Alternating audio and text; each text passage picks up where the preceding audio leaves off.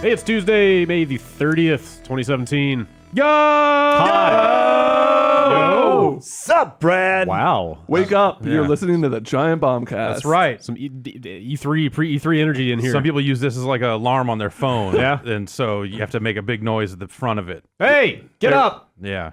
Don't hit snooze. Go ahead and hit snooze.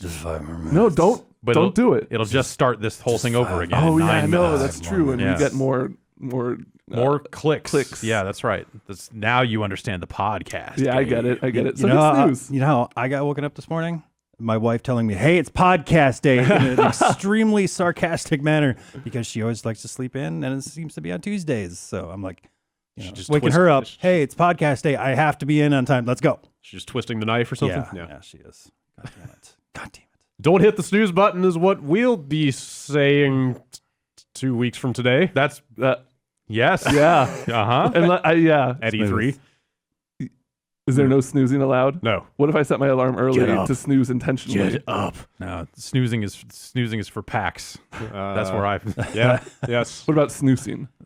Snoozing is not allowed anywhere Okay. at PAX. After midnight. They have a very distinct rule.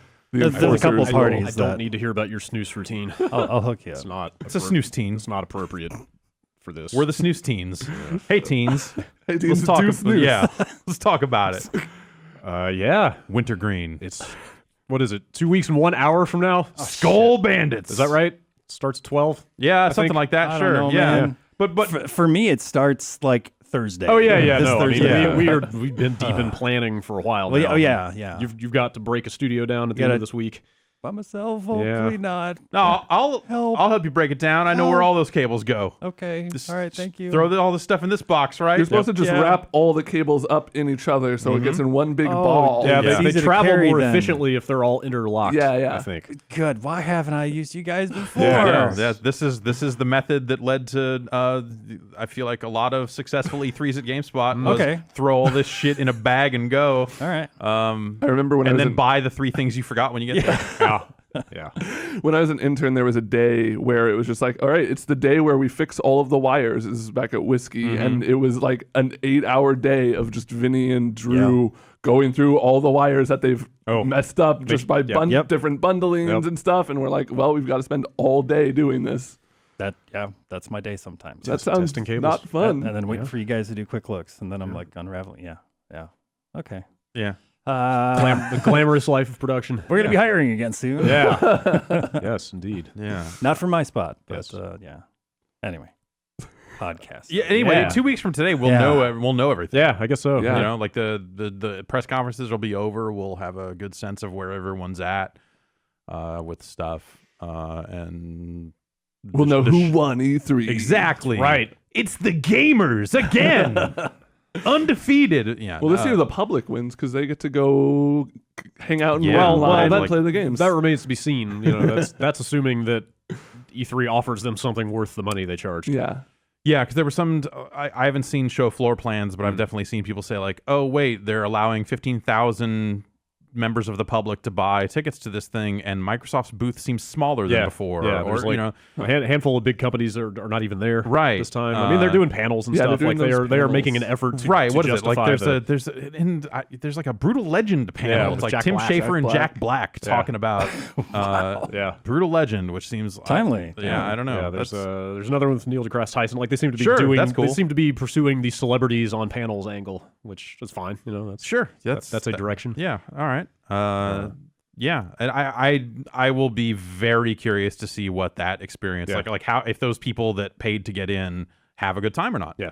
And if it's like a PAX vibe or if it's like people are just pushing past them because they've got meetings to go to, and it's like if it has like a bad vibe, I It wonder. seems like business packs. Right. E3 yeah. has a vibe, and it is definitely business. It is It's definitely not, like it's not fucking- it's not the like peace, love, and video games feel of PAX. Yeah, It's for like sure, it's for very sure. much just like people heads down, like running from meeting to meeting. It's- Yeah. So So I wonder if it's going to be like entertaining. For people. or if the show floor plan we're seeing is the business E3 and that there's a separate area or something. I guess like I haven't heard one way or the other if that's going to be the case. If I were opening E3 to the public, I would say this is our public-focused area and this is the business-focused area. This the same way that like Gamescom does. Just look for the bean bags. Yeah. You'll find Like I'm trying to do it up real big for the public, and also that would give companies an opportunity to say, hey, here are the games we think are okay to show to the public, and here are the games we think are okay to be like open to people that have like the proper business E3 badges. And then obviously there's like another tier of you have a meeting, come back here and see the other stuff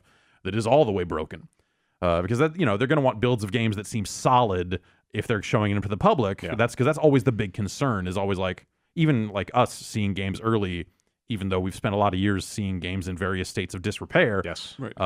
There's still very much a, hey, we're working, we know the performance isn't there, or, hey, we spent a lot of time polishing up this slice of it. You will definitely see some behind closed doors meetings with games that are running at like 10 or 15 frames a second. Or just completely broken. And it's you're like, here's what we're shooting for. Like, also not ready for public consumption. I have to imagine that there's a certain level of expectation from somebody putting on a demo and somebody receiving the demo, where the person receiving the demo isn't going to ask a million questions about things that aren't discussing. You're like, okay, I'm not going to ask about this and this because it just kind of makes sense that they're showing off this vertical slice. But I wonder if demoing to the public at E3 seems like it could go terrible. Well, I wonder if it'll end up being more stage shows and stuff like that, where they're just straight up, they're not taking questions. They just have booths set up. It's just like, here's a booth, we're running this stage show. Like, I think even... I wonder. Because GameSpot does their stage show, and I want to say that they have turned it a little bit to, like, potentially accommodate an audience. Like, they always have, like, 20 chairs out there? Yeah. And I always look at it and go, like, who the fuck has time to sit and watch the GameSpot stage show at E3? If you're at E3, the whole point is it's being streamed out. Right. Have you been keeping up with moderator Marino's Twitter feed? Yeah. He's been posting photos of E3 past for the last 2 weeks. That stuff's been good. He's been in the heyday, the 04, 05 of the stage shows of the big crazy bombast at the booths. I wonder if they start going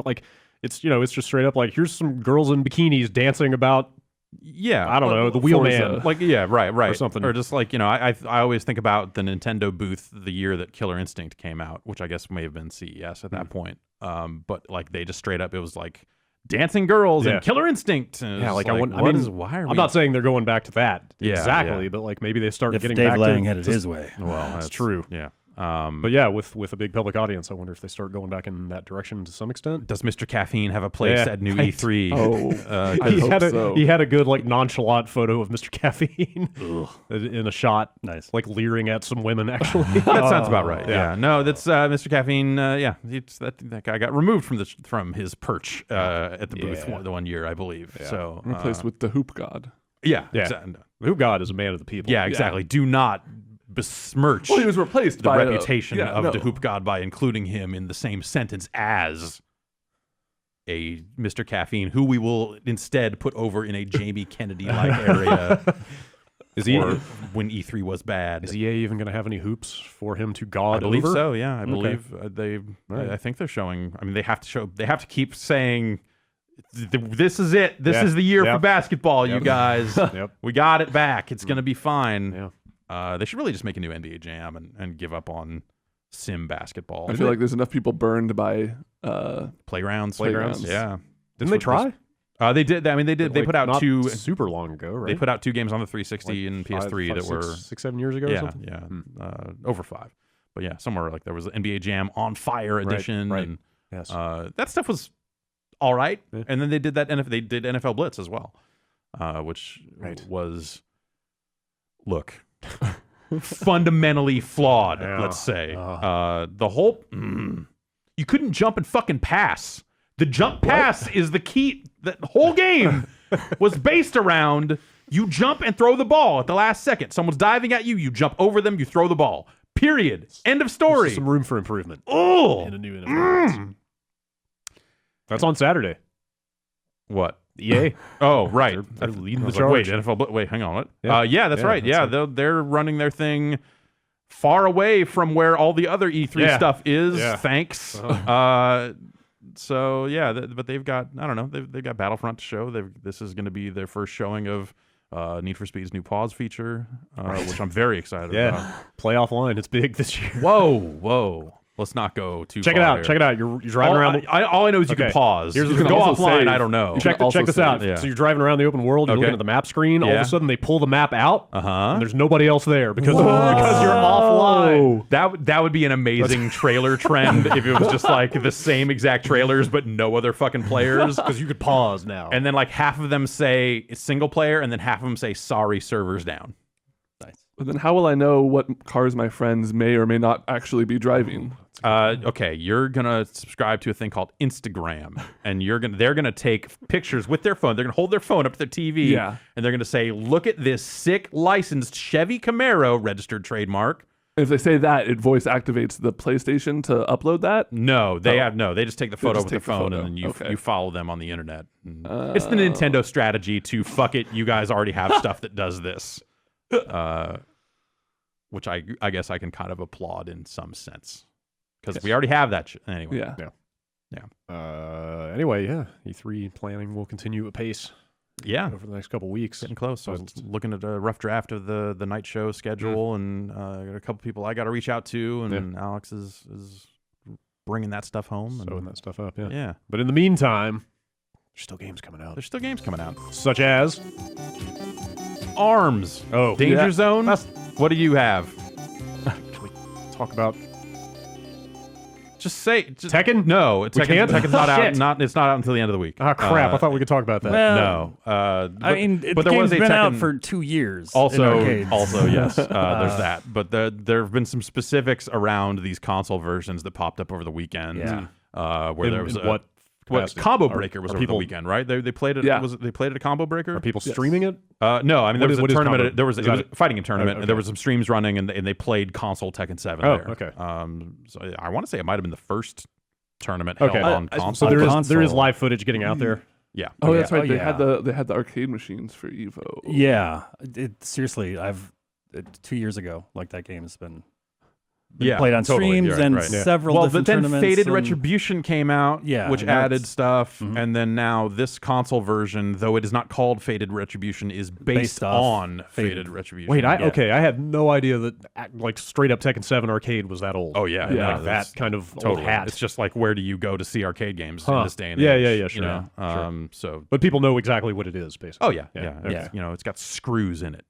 It's also got a Kuma in it. Yeah, it's also got a Kuma in it. and he's pretty rad. And he plays like a He Street throws Fighter fireballs. character, Fireball? which is pretty Yeah. crazy. He throws a fireball. Look, in you know, 3D. I don't want to. I don't doesn't want to make like. sense. I don't want to say fucking crazy shit here, but I would be totally okay with a Tekken Cross Street Fighter Yeah, now no in a way that I never thought. Yeah. And that's going back to E3 last year Yeah. when we played Tekken 7 on a PC and like played some Akuma and was just like, wait a minute, For like, real? This actually fucking works. For real? Yeah. So it that was cool. Yeah. Can you just like sidestep the fireball? Yeah. Oh yeah, it was good. Yeah, you totally can. But yeah, so I guess the thing that happened over the weekend was a player lost a round and then flipped out when like this console set to the wrong resolution and then went in and set it to 720. I did not see that. And now there's some talk that maybe the game on PS4 performs better at 720 than it does at 1080. And some people are like, oh, it runs at 900, does this and that. So, you know, there are some aspects of the game we cannot talk about until closer to release, which is at the end of this week, I believe. Sure. I did read a Digital Foundry article where they kind of broke stuff down. did. Yeah, like it is running at 900 even on a PS4 and stuff. It maintains a steady frame rate, but yeah, they are upscaling a little bit.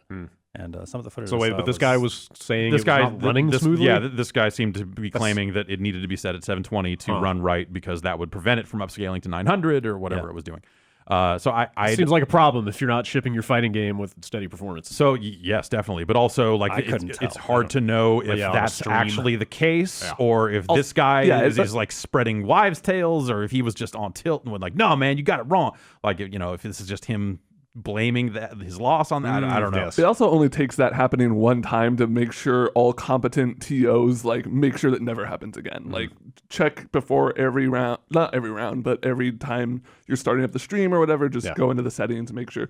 Because there was a thing with like, it's so easy to have little weird things. There was a Smash tournament where damage at some point was set to 0.9 instead of 1.0. Like it was doing 9/10 of what the damage should be, and they didn't realize like halfway through until like winners finals or something. Yeah. Wow. What, do you just have to redo everything at that point? Well, what they did there is they just redid the whole set. But like stuff like that, it happens once, and then good TOs will make sure it never happens again. So if it's like a thing of, it's shitty, but we have to set it to 720 every time, they're going to make sure. But I would probably take a step back further from that and go we need to verify that this is actually the case. Sure. Once people really take it, and the FGC is very good at getting in there and figuring out how many, what's the input lag, all that stuff. So once the game's out there a little more widely available, obviously we'll know one way or the other if there is a real difference at 720 or not, because I don't know. But yeah, that's kind of the interesting Tekken 7 stuff. At this time, I guess. Is that game going to matter in the tournament scene? Yeah. Tekken always does. Was Tekken always a big deal? People like Tekken. Yeah. It's just been so long, right? They're definitely their own crew. Tekken game came out. Yeah, the NRS crew. There's the Tekken crew. There's a Smash crew. Not a lot of overlap. Anime crew. Not a ton, unfortunately. Jackie Chan crew. Street Fighter's been always the one thing that would bring people from all crews together. But everybody shows up for that. Everyone knows how to throw that fireball. Yeah. Mm-hmm. All right. Well, we'll reconvene on Tekken, I guess, next week. We'll put up video of it this week. Yeah. And check it out on the site and stuff. So, all right, Danger Zone. That's out. Danger Zone is out. That is the next game from Three Fields Entertainment, the makers of Dangerous Golf. Yes, and some VR game that I completely forgot about. That I cannot remember. This was coming out, and I was like, oh, okay, Three Fields made a second game. They're like, no, this is this is their third field. Game. This is Field 3 because they did a VR thing and like that. It was a shooting gallery thing in a sea of shooting gallery things. It didn't really stand out. Yeah. We played it in a Verodeo. Yes, but I couldn't tell you the name of it. Yeah, same. Danger Zone is their attempt to recreate the crash mode from Burnout. Three Fields is, of course, there are people that worked on those original Burnout games. Yes. So they're trying to recapture that, and I don't know that I like it very much. It seems to recapture the gameplay of that crash mode, but it also seems to take place entirely in a warehouse. Yeah. Basically they're drawing these crash junctions inside a static kind of warehouse environment and putting these little teleporter looking things at the ends of the junction, and the cars kind of teleport in from that. Yeah. So there's very little visual variety from one junction to the next. Yeah, the game basically takes place entirely in this giant metal box. Yeah, and it's just flat gray metal walls. And it's just it just looks ugly. I don't think the crashes look great. The post crash kind of camera pan around stuff. It is reminiscent of those Burnout crash things, but I don't think it is that much fun. I don't know. Also, the reality of it is those teleporters kind of make it so you can't see what cars are coming. There's a gameplay element thing to to that where you're just why would you're trying to line up. It's okay, well, cars are coming from left and right and center, and I want to make sure I get it in the right order so I nail all three groups. But if you can't see them until they're right on top of you because they materialize out of thin air, it kind of makes it that's frustrating. People that get way into this thing are going to replay each individual level. Yeah, I think it's 20 in all. Which 24, I think. Maybe you're right. I think it's 3 sets of 8 levels. Okay. I played the first handful of levels too. I did exactly that. I replayed the levels 4 or 5 times to memorize where all the different groups of cars were going to come from, and of course my score went up. But right. But I have never been a crash mode junkie to begin with. I always liked the full package when it came to Burnout, the racing, even in pre-Paradise. I thought all the racing and the different modes they did there on tracks. I spent most of my time doing that, and then crash mode was kind of a great thing peppered in with that. Is that how most people took it? I wasn't a huge Burnout guy. I don't know. Then. I think there were definitely people that were crash mode is the thing. Showing I'm up for hung up on the leaderboards, mode. and that's why I'm here. Yeah. And for those people, I think this will be okay. It'll be acceptable because nothing has really done it since.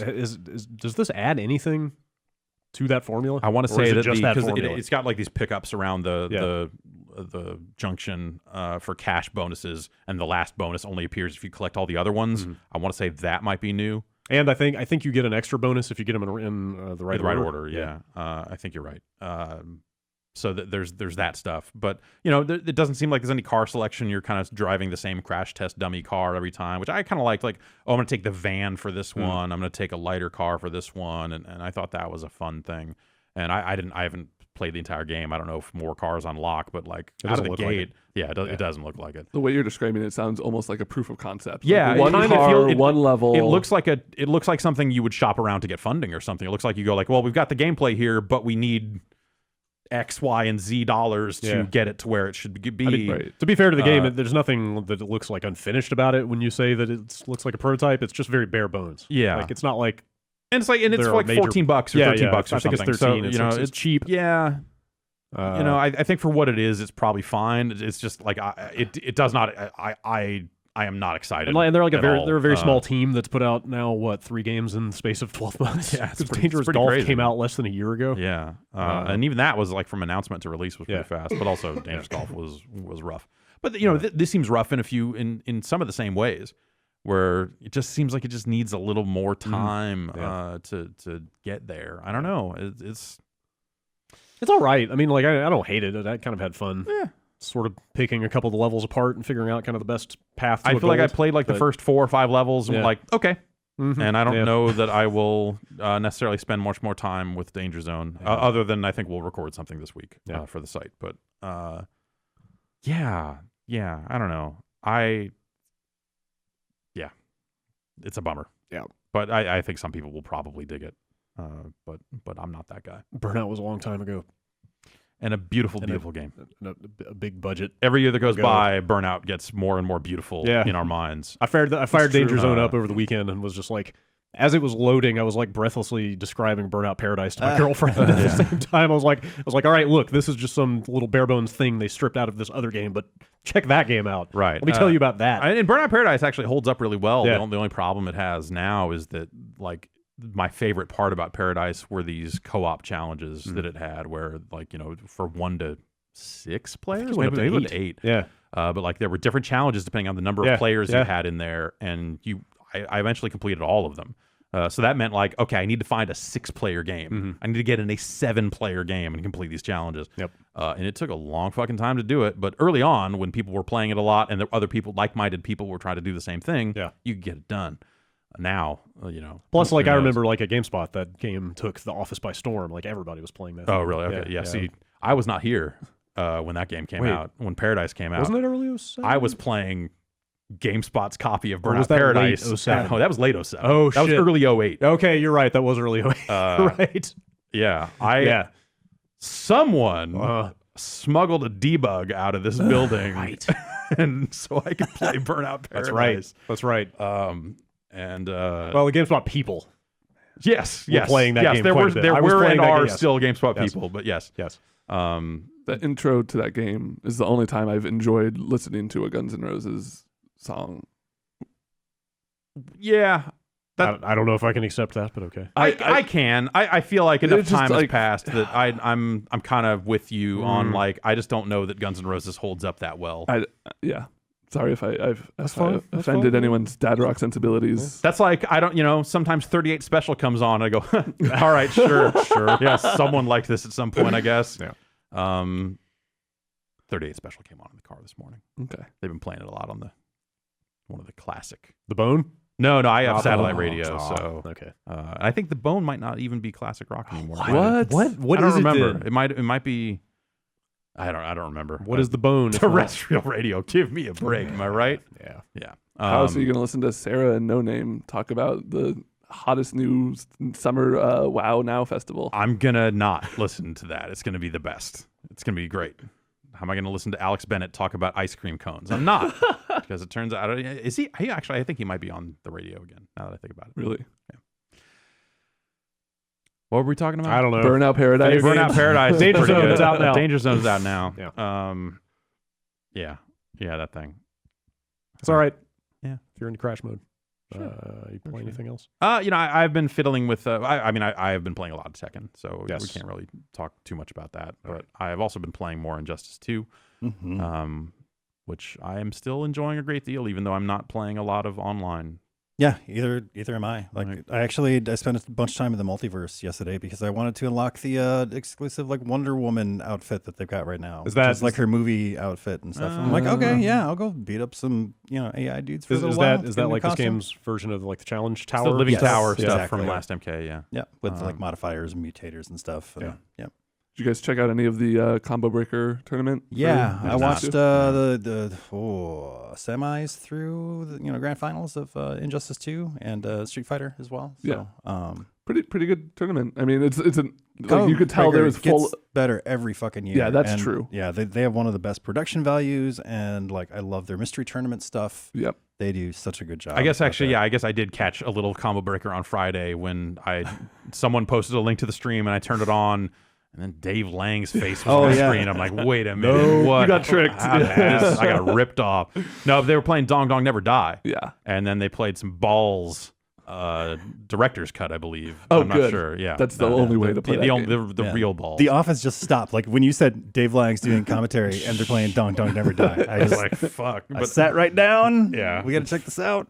Yeah, I like that is.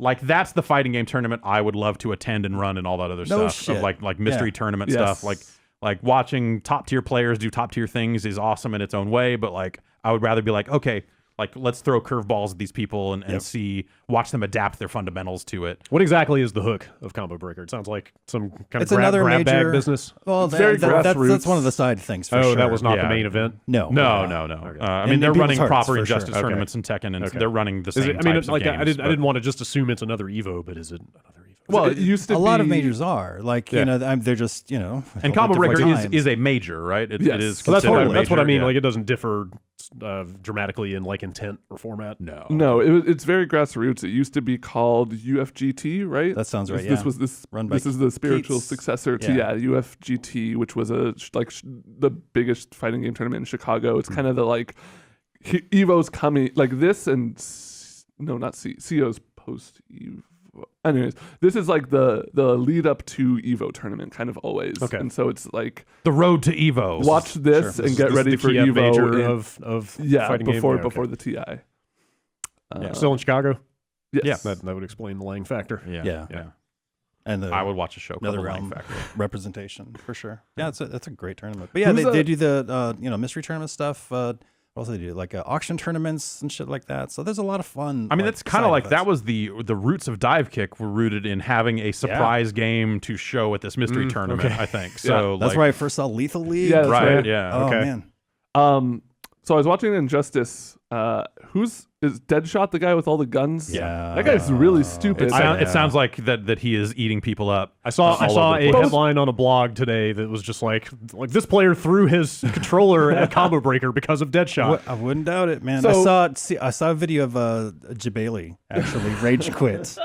He was playing against a Poison Ivy, and the second round he just he stopped the game. He said, "You win." He's like, "This game is fucking stupid," and left. Man. He also seems like a really dumb character. He's just got a lot of guns. Who, Jabali? Oh no. He has handguns, a rifle. He's got a rifle. 2 pistols, maybe 3. Who knows? But is that his superpower? He shoots guns. He's like the ultimate sniper. He can shoot everybody. Is that the Will Smith character from Suicide Squad? Yeah. Okay. Oh. I should go see Suicide Squad now. Yeah, there you go. That's to really get into the pathos of his character. That game is super projectile heavy, and that's kind of why I don't want to play online right now. I don't want to invest all the time to figure out the exact strategies and the best way to get in on these projectile spamming characters. I know that sounds scrubby. Wait, does he get to shoot his guns in the match? Oh God, that's all he does. I mean, violating the Striker rule. He is Striker-esque. Yeah. So is Harley Quinn in some ways. Wait, actually, Striker didn't actually shoot, did he? By Ultimate, in Ultimate they added the gun. Did they? Yeah. Oh, I thought he only used it as part of his win. Yeah, pose. in MK3 it was just he just fucking pulled it out for the win. And it's what the fuck is wrong with this idiot? Right. He's like the Batman of this. I'm not killing anybody. But no, by Ultimate, it was back forward something. He would just shoot.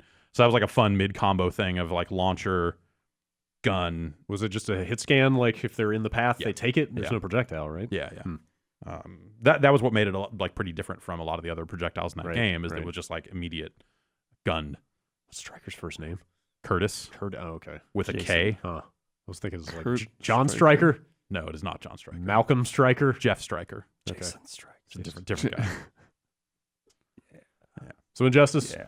Holding up. Yeah. Got some legs. It's fun. Yeah. Absolutely. Yeah. Persist for a while. And then Arms. The Arms. Yeah. Test punch. Speaking of legs. Yeah, that was all weekend, right? Off and on, hour at a time. Splatoon, they were just doing it for an hour a week or something. Right? Yeah, and this was 3 hours This was not. This was no. This was like throughout 11 the weekend. a.m. Oh, You got wow. an hour. 5 a.m. You got an hour. Okay. I bought a Switch just to play it. Oh, you Nice. did? Yeah. Wow, nice, Yeah. nice. What'd you think? It's the party I like it. mode. I mean, I guess you already played a bunch of it. Yeah. So it's less than what I was playing at that event, but it gave me more time to play around with the motion controls and the analog controls, which I don't really like. I only played it because when I first played it, I played it with the motion controls, and I thought like, well, I was playing it undocked, so I'm clearly not going to like put the stand out and play, Yeah. So I played it with the standard non-tilt controls, and at first I really liked it, and then I realized that actually there are things you can only do when you're using motion controls, like steer your fists separately. So by default, like you use the left stick after a punch to aim it, and that's for both fists. Like the right analog stick doesn't do it. So which seems crazy. So those are going to totally end up like Splatoon, where there's a segment of people who swear that the motion controls are the only way to play. Well, the motion controls are like you have more options at your disposal. Also, like clicking in the stick to block felt really awkward. That doesn't feel great at all. That's never. I hope there's a way to customize contrles in the final release. That'd be nice. But who knows? If you look at that menu, like the menu in the test punch is there, but everything's grayed out. Yeah, there's nothing in there that says options. That's true. So I don't know, but yeah, like I felt like I sat there for like 30 seconds after playing a bunch of it, and went, man, this would be better if I could map the controls this specific way. If you could like use each stick to control an arm, and block with maybe a shoulder button or something. Right. How do you or jump how do you move then? Well, okay. What if it was like move with left stick? Right stick is really only for aiming your right fist. So right now, you can use the back triggers for your arms. Like in the tutorial, they tell you to push B or A for left or right, which is insane. Yeah. But if you use the back shoulders, those LNRs will throw. But then the front LNRs are only for activating super when you have it, and they both do it, which seems crazy. Yeah. So if like that was like jump and dash, and then you had, I don't know, block on one stick button and activate super on the other. Yeah. Like that just seems like a better control scheme that would let you also have a thumb on the right stick to aim that arm separately, which you can't do otherwise. So I didn't play undocked, so I actually, I don't know if you can curve them separately. I assume you can. Yeah, I remember doing that. You totally can. Which is, so I spent a lot of, I was like, okay, they very obviously want us to use motion controls for this thing. Like, that's how. Which is weird because at no point, like, they tell you, like, hey, use the thumbs up thing. But once you get past that, like, the whole tutorial is written for whatever controls you're using. Yeah. So at no point did it say, hey, you should definitely try the motion controls. Right. Which it probably It could say that, and it should, but I started, very deliberately spending my time with the motion controls. I'm like, okay, I'm going to lose a bunch just kind of fiddling around with it, but I eventually got it down. When I played it at the test event, there was a lot of me kind of flailing and accidentally throwing out throws when I meant to grab and not being able to control my arms the way I wanted to, but after, towards the end of the test weekend, I felt like I was getting a pretty firm grasp and it felt pretty responsive, like way tighter than the Wii motion controls ever felt, Yeah. That's cool. And then moving, is it tilting the sticks? That seems like the thing I punching by throwing it out seems fine, but I feel like that's the part where oh God. I feel like it's like you're treating them like two joysticks and kind of tilting to the side or something, right? And then crossing to block. And you put them both opposite directions to block, both left or both right to move left and right. Yeah, that was weird at first. It took a lot of getting used to. Mm-hmm. I'm still trying to wrap my head around it. I think the core gameplay is pretty good though. Super dumb question. What is the camera perspective? Behind the back. It's like a third person thing. Yeah. Think of it like a virtual on. That's kind of what I was wondering. Kind of game. Like, do you fill the front? Like, do you see your entire character, or is it sort of you see kind of like half, your like, head and waist shoulders, kind of. Okay. And you can jump and dash. So kind of tactical then. Yeah. Yes. From the sound of it. Okay. Yeah, because like your defense is to punch their arm out of the air. Right. When it's coming at you. So it is kind of like very like the counters are like that. It's a very deliberate game. Very kind of like you have to commit to things. It's not, there's not like a lot power of neutral, stone, like just fucking freewheeling. Yeah, super fast. It's a lot about like the kind of, rock, paper, scissors between blocking, grabbing, and punching. And the stages seem to matter. Yes. Also, There's a lot of different stages. There's circular ones. There's one that's long and narrow. stuff with a bunch of obstacles like cop cars and stuff in the way, and you can jump on top of the car. There's the snake one where there's 2 little hoverboards, and you can jump on the hoverboard. And once you're on the hoverboard, you just kind of have free motion. Weird. And float I haven't around. seen that. I was bummed out by the way the non-motion controls worked, because it seemed like that stuff could be they seemed okay, but knowing that you just add another option without when you don't use it, I was like, man, especially one that you probably could map onto that right stick and do it. It's just weird. It's weird. That thing's close, right? Yeah. June 16th. Oh, geez, that's the day Month and a we half. leave E3.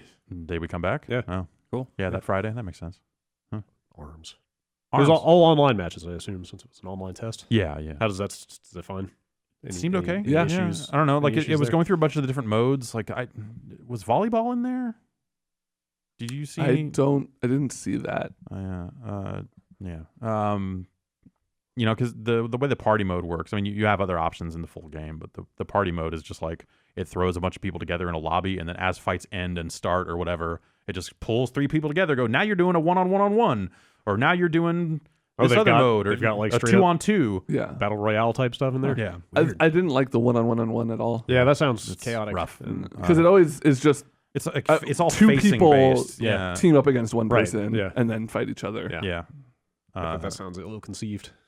Yeah, and the 2-on-2 stuff I tried didn't seem that much fun either. I had a decent. I played a couple rounds of it at the event. I didn't play any online, but it seemed to be okay. But that was because we were 4 people all standing next to each other, and we could easily communicate with the person next to us and be like, okay, let's move over here and try and corner this guy. I've seen some videos of that mode. That looks kind of rad.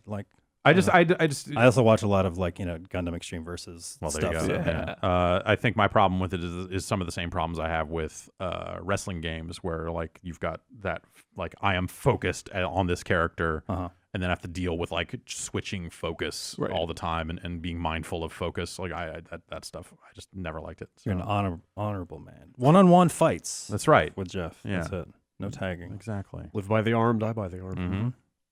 All right, we need to take a break. What do you say? Let's do it. We'll get out of here. Be right back.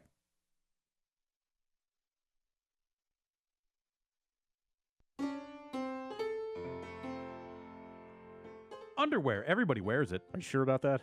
I guess actually. Have you checked? Now that I think about it, Have you done the research? I guess I haven't really done the research. You're making some big assumptions here. Okay, I'm going to say at least 50% of the people in this room are wearing underwear right now. All right, Okay. let's move on. I can say that much. Established. Well, okay, let's say you are in the market for some underwear. Let's say that. Let's say, for example, you needed the ultimate feel-good undies. Ooh. So you want to gird your loins in comfort? Exactly. That's why there's MeUndies. Ooh. Because they make the ultimate feel-good undies. Okay. With free shipping All right. right to your door, satisfaction guaranteed. I'm speechless. They designed them in Los Angeles. Yeah. That's where all the best underwear comes from. That's where all the underwear comes from there. And also, I feel like most of the people that wear leather pants and then thus don't wear underwear. But I bet if they had access to more comfortable underwear, they might reconsider their position. I would hope so. MeUndies, every pair is made with micromodal. What? That's a fabric 3 times softer than cotton. Is that they use that in the space shuttle, right? Yeah, probably. Space age underwear. I mean, it is one word camel case micromodal. So that sounds pretty serious. High-tech heat shield. These soft, stretchy undies come in an ever-changing array of colors and patterns. No matter what your style is, they've got something for you. And for Pride Month, they've got special edition Celebrate Undies. That's right. MeUndies will donate $1 to the Los Angeles LGBT Center. So that's cool. Yeah, it's good. And you get underwear on top of that. It's a win-win. Yeah. If you need another reason to try MeUndies, they've got 20% off your first pair and a satisfaction guarantee. So you can try this out or get your money back if these underwear are not for you. If you decide, hey, you know what? Going back to this no underwear lifestyle. No risk undies. Exactly. You can go to MeUndies.com/bombcast. So head over to MeUndies today and you can pick up a pair of these special edition Celebrate Indie Undies. They're not, they are Indie Undies. Sure. In a way. Yeah. MeUndies, fighting the good fight. you'll get a discount on awesome undies and donate to an amazing cause. Check out meundies.com/bombcast today.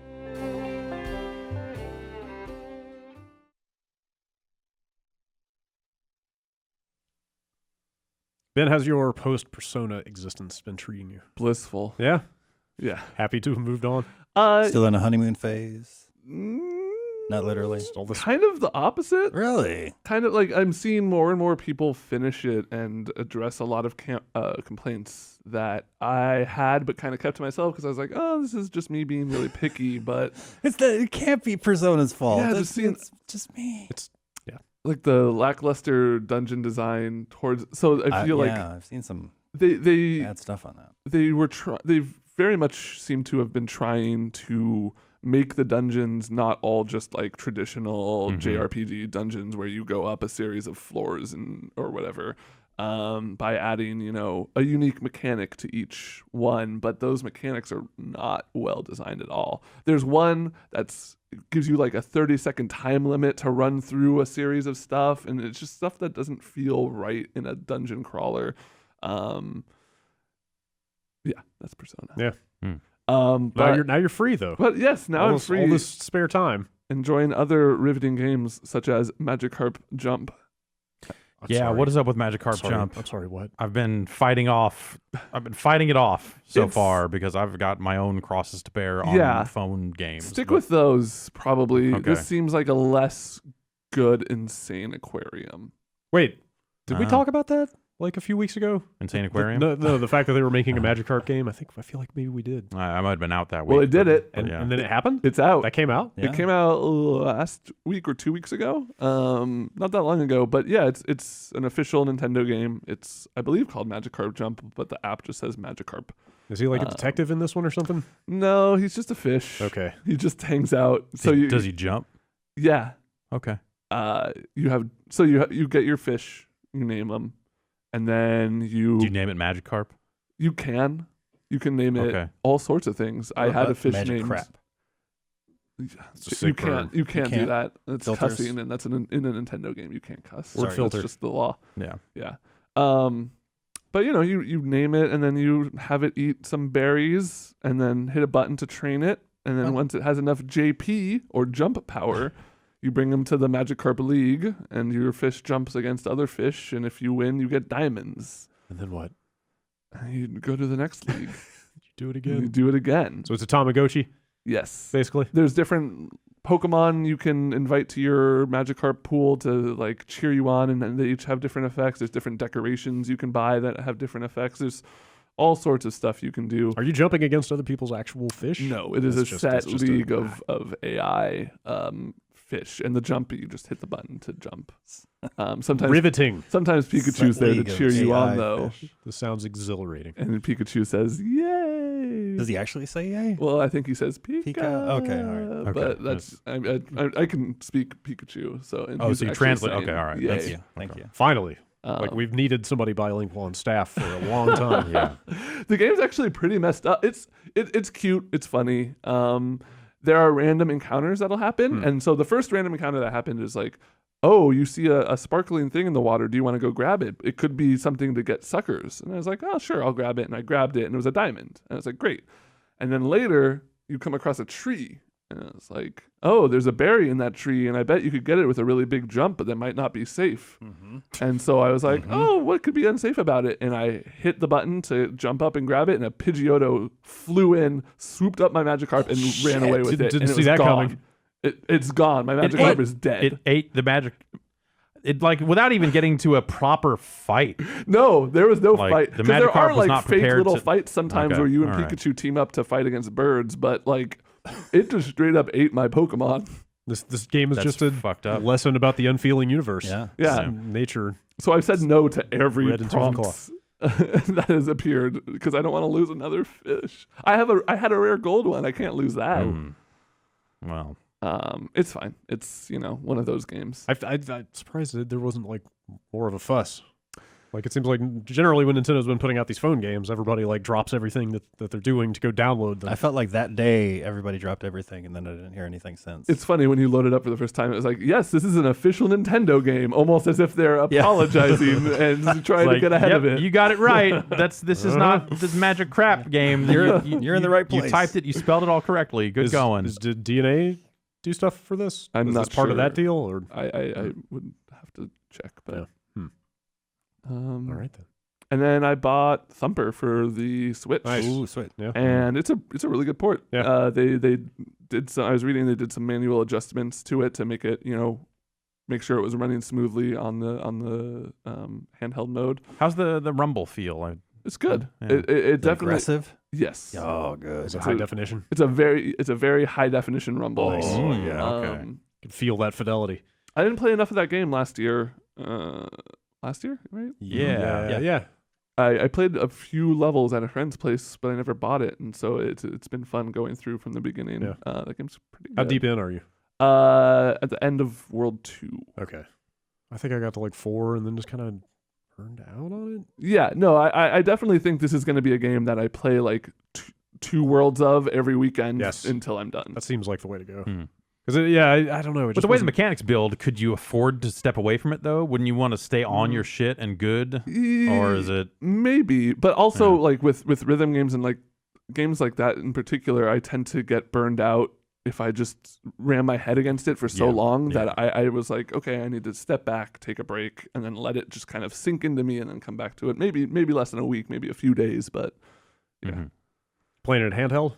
Going back and forth. Yeah. I wanted to try out the Switch in all of its glory, and that was like the only game other than Breath of the Wild that I looked on the store that was worth purchasing.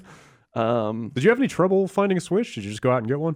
Just like walk into a store and buy it, or yeah, I called my local Target to see if they had it, and they did. Yeah, so we're just we're past the insanity. I called two other stores and they didn't have them. Yeah. Oh, really? Yeah. Okay. So it definitely took a little bit of because I'm still seeing people on Twitter just be like, "Hey, Walmart's got them in stock. Go get one fast." Like, yeah, it seems like it's still kind of scarce. Yeah, it seems like it's getting a little easier to get them. But GameStop had a lot of bundles, but you had to order them online. But yeah. What color? The neon or the blue and red Joy-Cons with the black switch. Yeah. Gross. What? Gross. It's a very good red and a very good blue. Bleh. Is it even a red? I don't know. Yeah. I don't know if that counts as a red. What? It's red as the day is long. It's pinkish. Okay. I don't know. That's just men can't process the same level of colors. And I had a professional kind of walk me through it. I see. Pantone it for me. What are we brought talking some here? paint samples. Got a colorometer in there. Yeah. Professional appraisal. I almost got the rhythm blue, but just because like that's all that was available. But then, some gray ones came in stock, so I canceled my pre-order. And that was at a time that it's like, you need to hop on this right now, otherwise you're gonna miss it. But I lucked out. I didn't end up with the shitty colors. I do like the. Is it for ARMS that they're going to put out the? Is it like the highlighter yellow looking ones? I think that's. I want to say that's Splatoon 2. Okay, and that might be Japan only for now. They showed those in some direct or something a while ago. I was like, I actually think those look kind of nice. Green. I like it when they're matched. I don't know. It's like a greenish yellow. So we've established that Brad doesn't know colors. So I mean, and I will reestablish that I have fucking no idea. Jason just has bad taste, so I guess I'm the only color expert here. I like them when they're matched. So in Japan, they match. Blue to blue. Red, okay. No, pinkish to pinkish. The one red, one blue, I thought looked kind of dumb. I like that. I'm not a big fan. Like if I ended up with the neon one, I would probably buy another one of the. That's just crazy. Because now you're just being insane. That looks cool. That's $80. Fuck that. I like the different ones because you both have a different controller when you split them up. Yeah, it's easy to tell which one's which. And I'm never going to do that. I wouldn't want to. I'm probably going to do that exactly 3 times in my life. Yeah. We did it to play Ultra Street Fighter 2, the final. I must have accidentally not downloaded and bought that for $40. Oh yeah, did we talk about that game in here? No, not really, because really. there's really not much to say. Is that thing just Street Fighter 2 with a couple of palette swaps? So it's HD remix, but then they've rebalanced it even further. A little bit, yeah. They've what is it? You can't. You can fully tech throws. Okay. Now instead of softening them like you could in original and stuff like that, like now you can avert all damage from a throw. That's cool. I mean, it's I They should don't probably I don't know balance Violent Ken then. Yeah. That's the other thing is Evil like now Ryu and Violent Ken both have like 100% combos. I saw. over Yeah, the it's weekend. Cool. pretty ridiculous. Are those just palette swaps or Yes. well they Yeah. have a bunch of weird moves.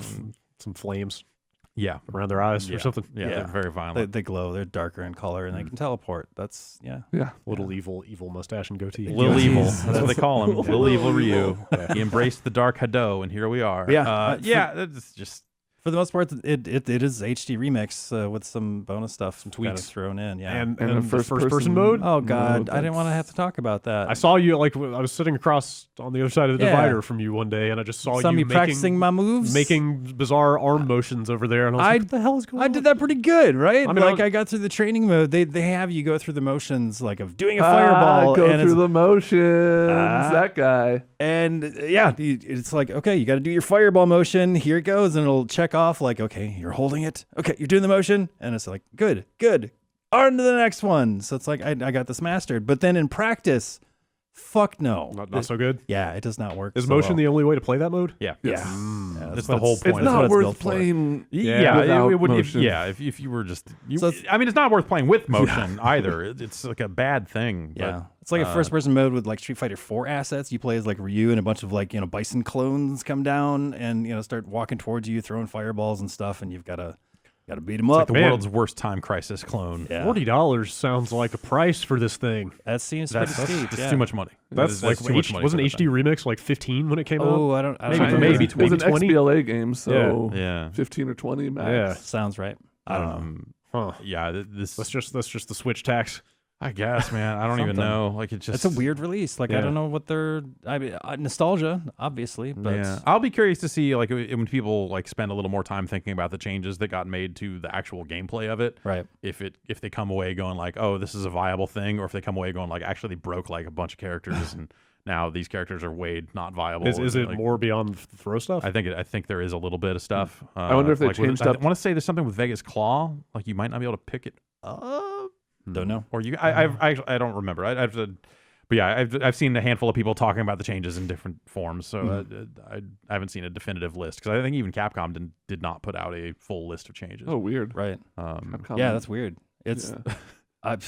I don't know. Uh, Aside from the price, like just this release in general, I was just like, why?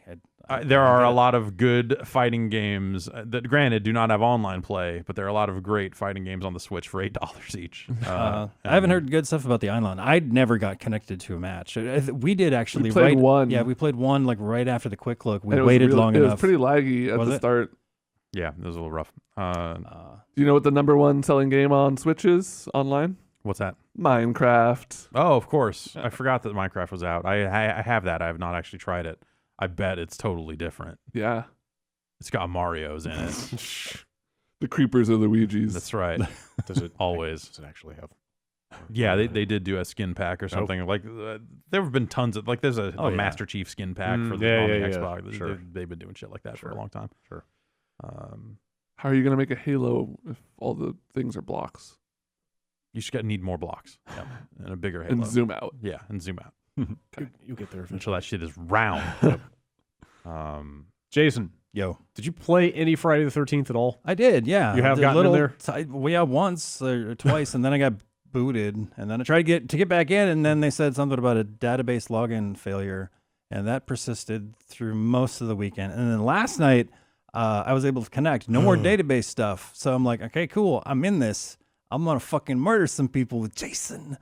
And then I don't know. It started saving my progress, and then it just got all dark, and then I couldn't get logged in at all. The answer is no. The shit is on fire over there.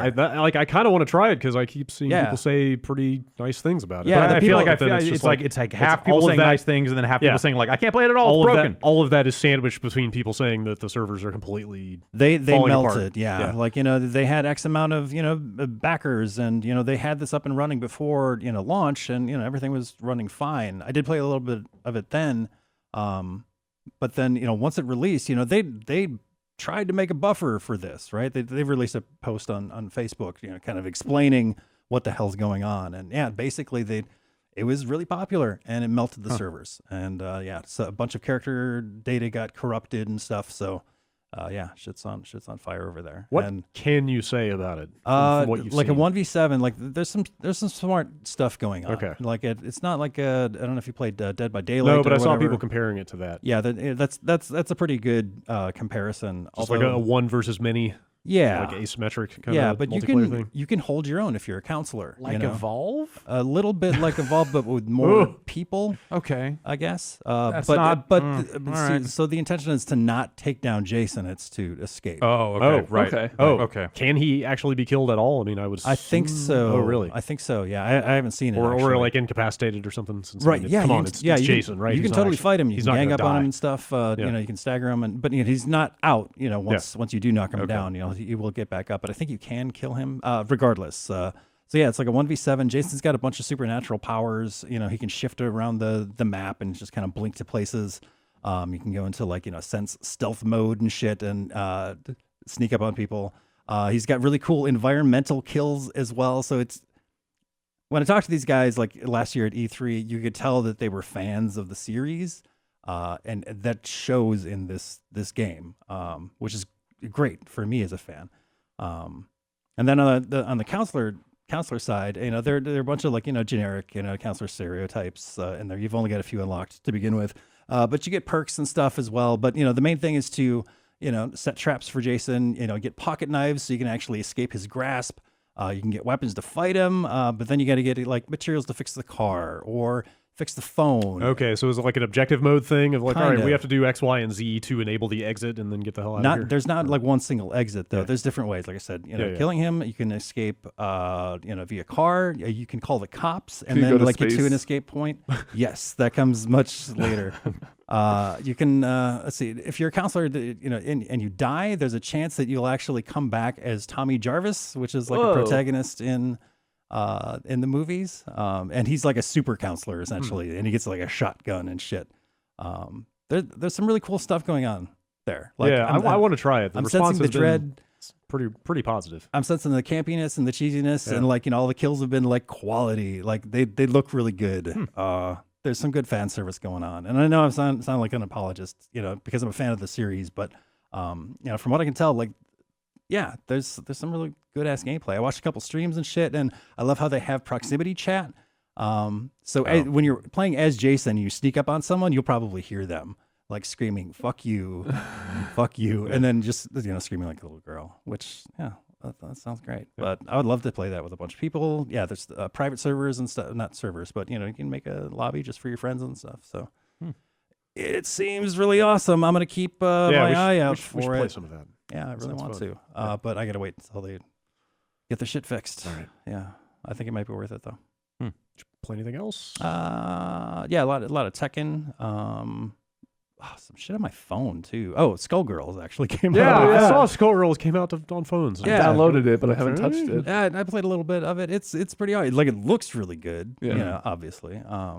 Great music and stuff, but it's got free to play hooks. You know, you get it. Like, Oh, it is a free-to-play game? It is a Like, I free-to-play saw game. it came out, and people were saying, hey, it's up for free to download. I was like, are they just giving it away on release day? What's going on here? yeah, so it's got, you know, touch controls and Did stuff. not realize you it just was you mash actually- one side of the screen to do a combo. You can swipe up to like launch and shit, which is kind of cool. Is it, wait, so is it super simplified controls? Yeah. Like Oh, you're yeah, just, yeah, like yeah. hitting It's like a normal, like, you know, the phone fighter, I guess. You know, I don't know if you've played like, you know, Injustice or anything like that. Probably Yeah, not. like those MK in games. And Yeah. There's that Marvel Champions game or whatever. There's Yeah, a bunch you of stuff swipe like left and right to move. You know, both swipes up as a block or something like that. But then to do supers, you know, there's just like an icon on the screen that you hit. So I saw that pretty it's cool. published by Lion. Is there any like integration with the app? I don't Get know. sweet Yeah, stickers or it's- something? Yeah. Can you Maybe- unlock Skullgirl Philia stickers?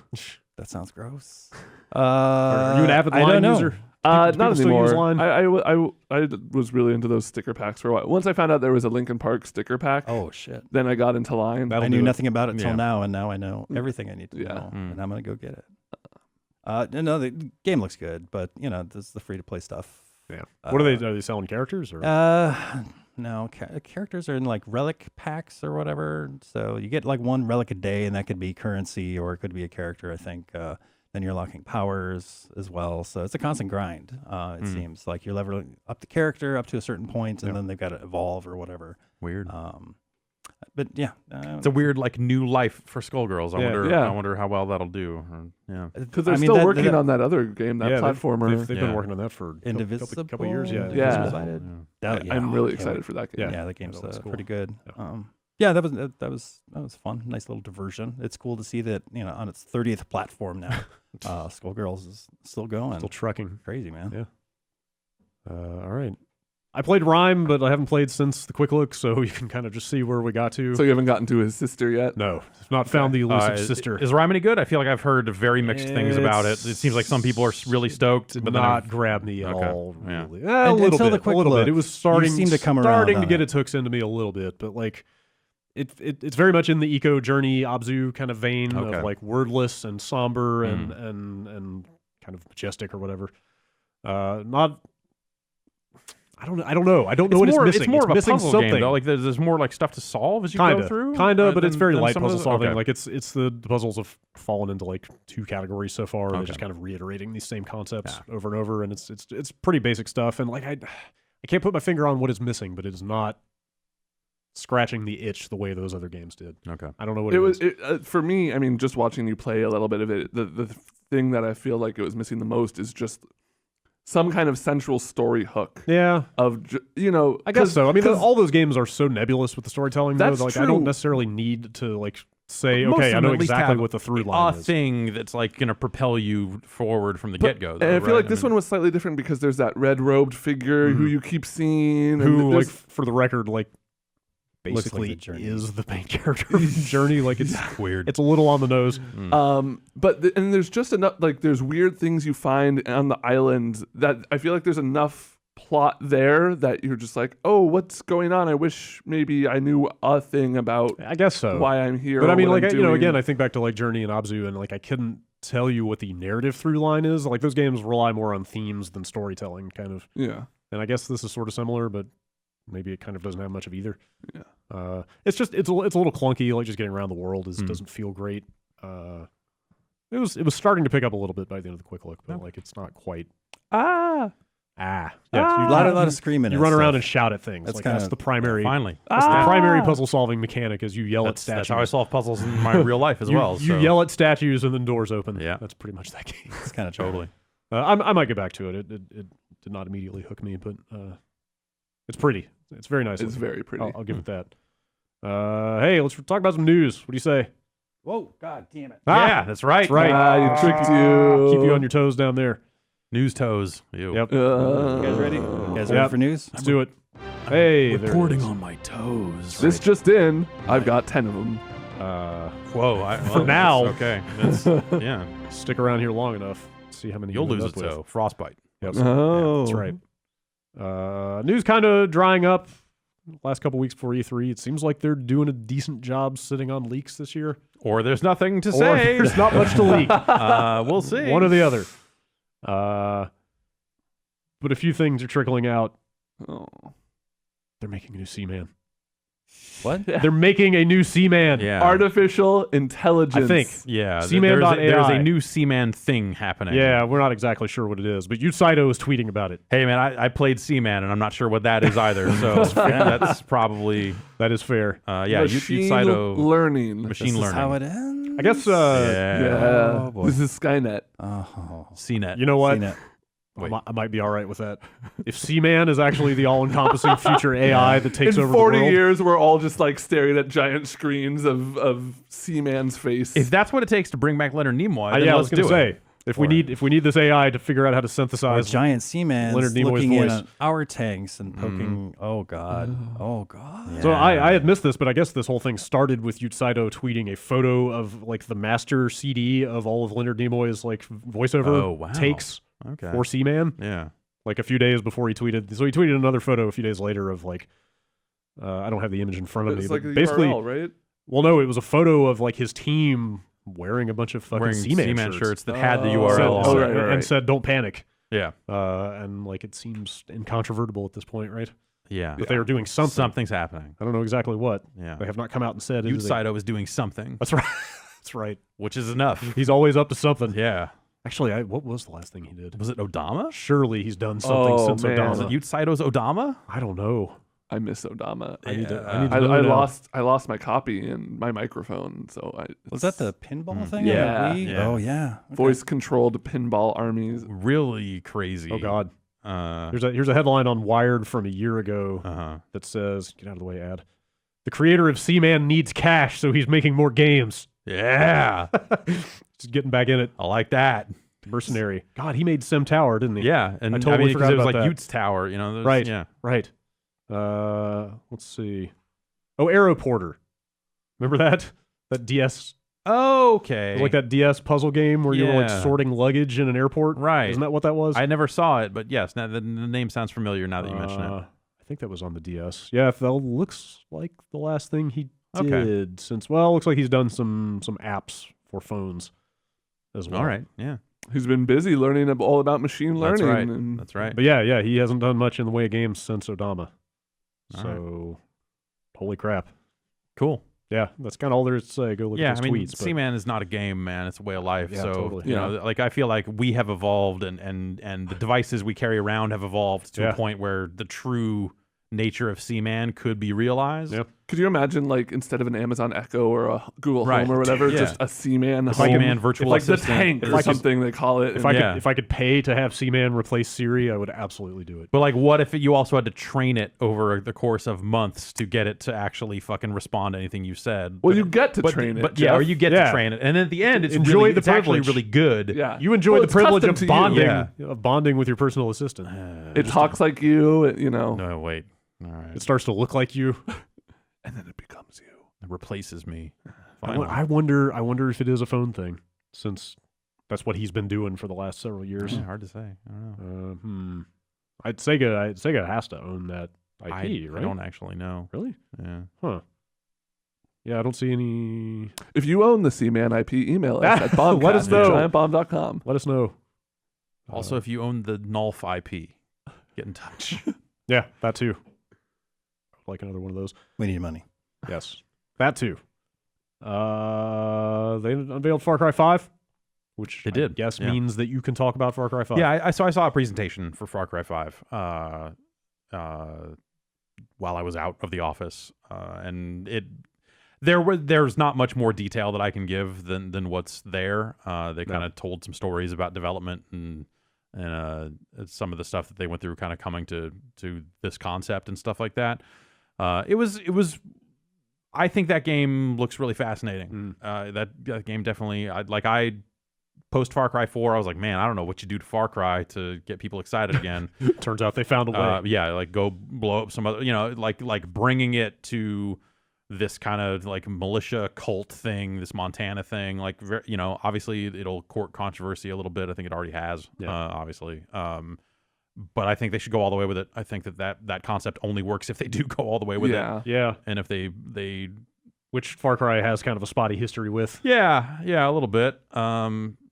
But like this whole setting of just like dealing with this Montana cult and all this other stuff, I think has a lot of potential. I think it justifies why you would set a Far Cry game in the U.S. Because the first thing people say is like, well, wouldn't the cops just show up and stop you from playing Far Cry? No. Like no. Like if you've kept up with the trajectory of the militia movement, Right. Like how long in did this country. those guys hold that?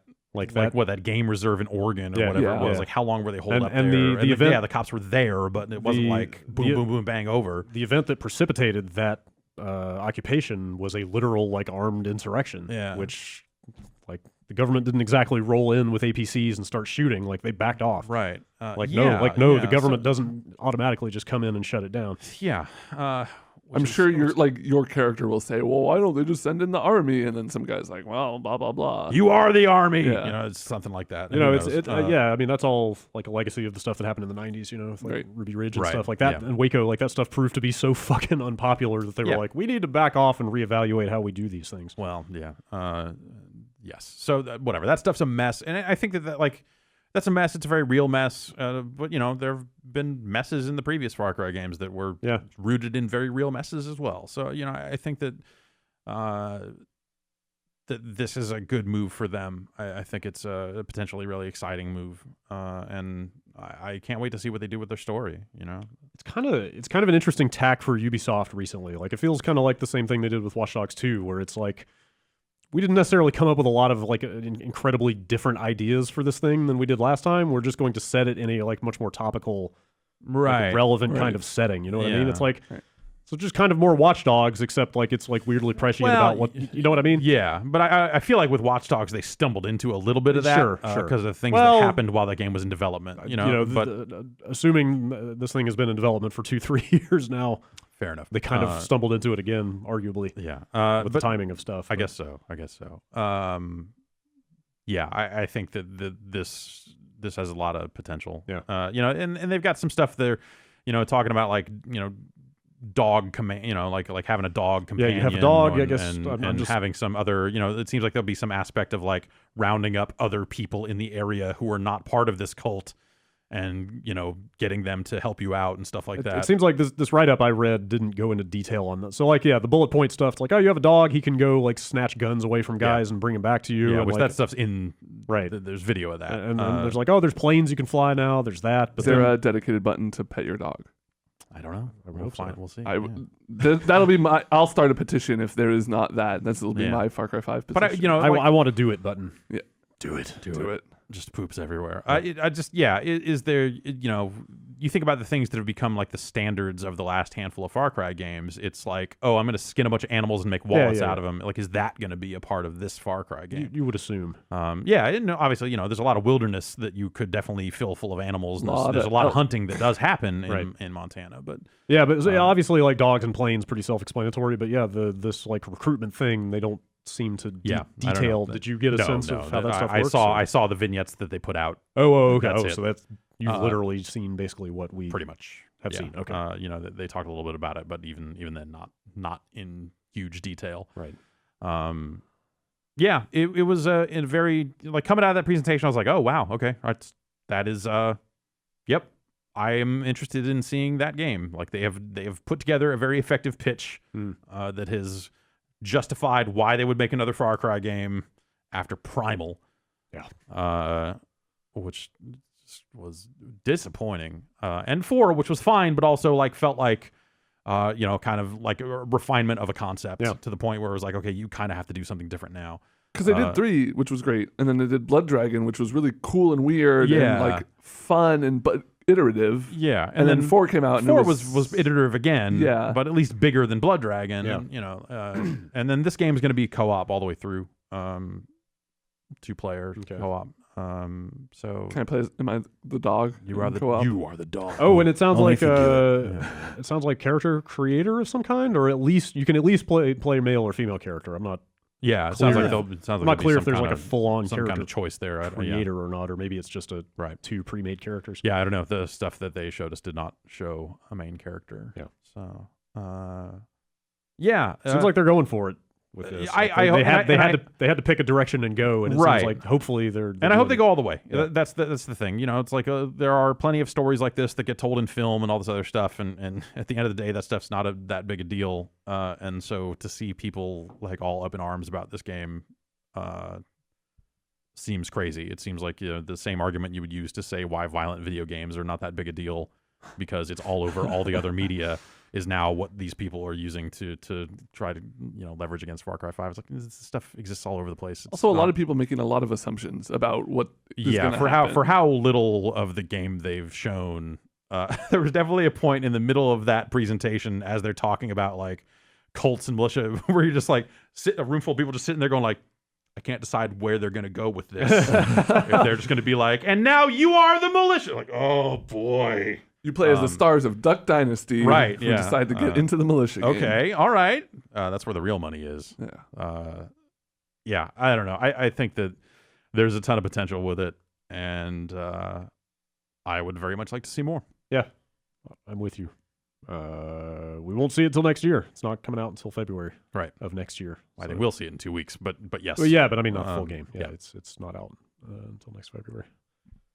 All right, we're going to sit back and take another quick break and then come back with some more news.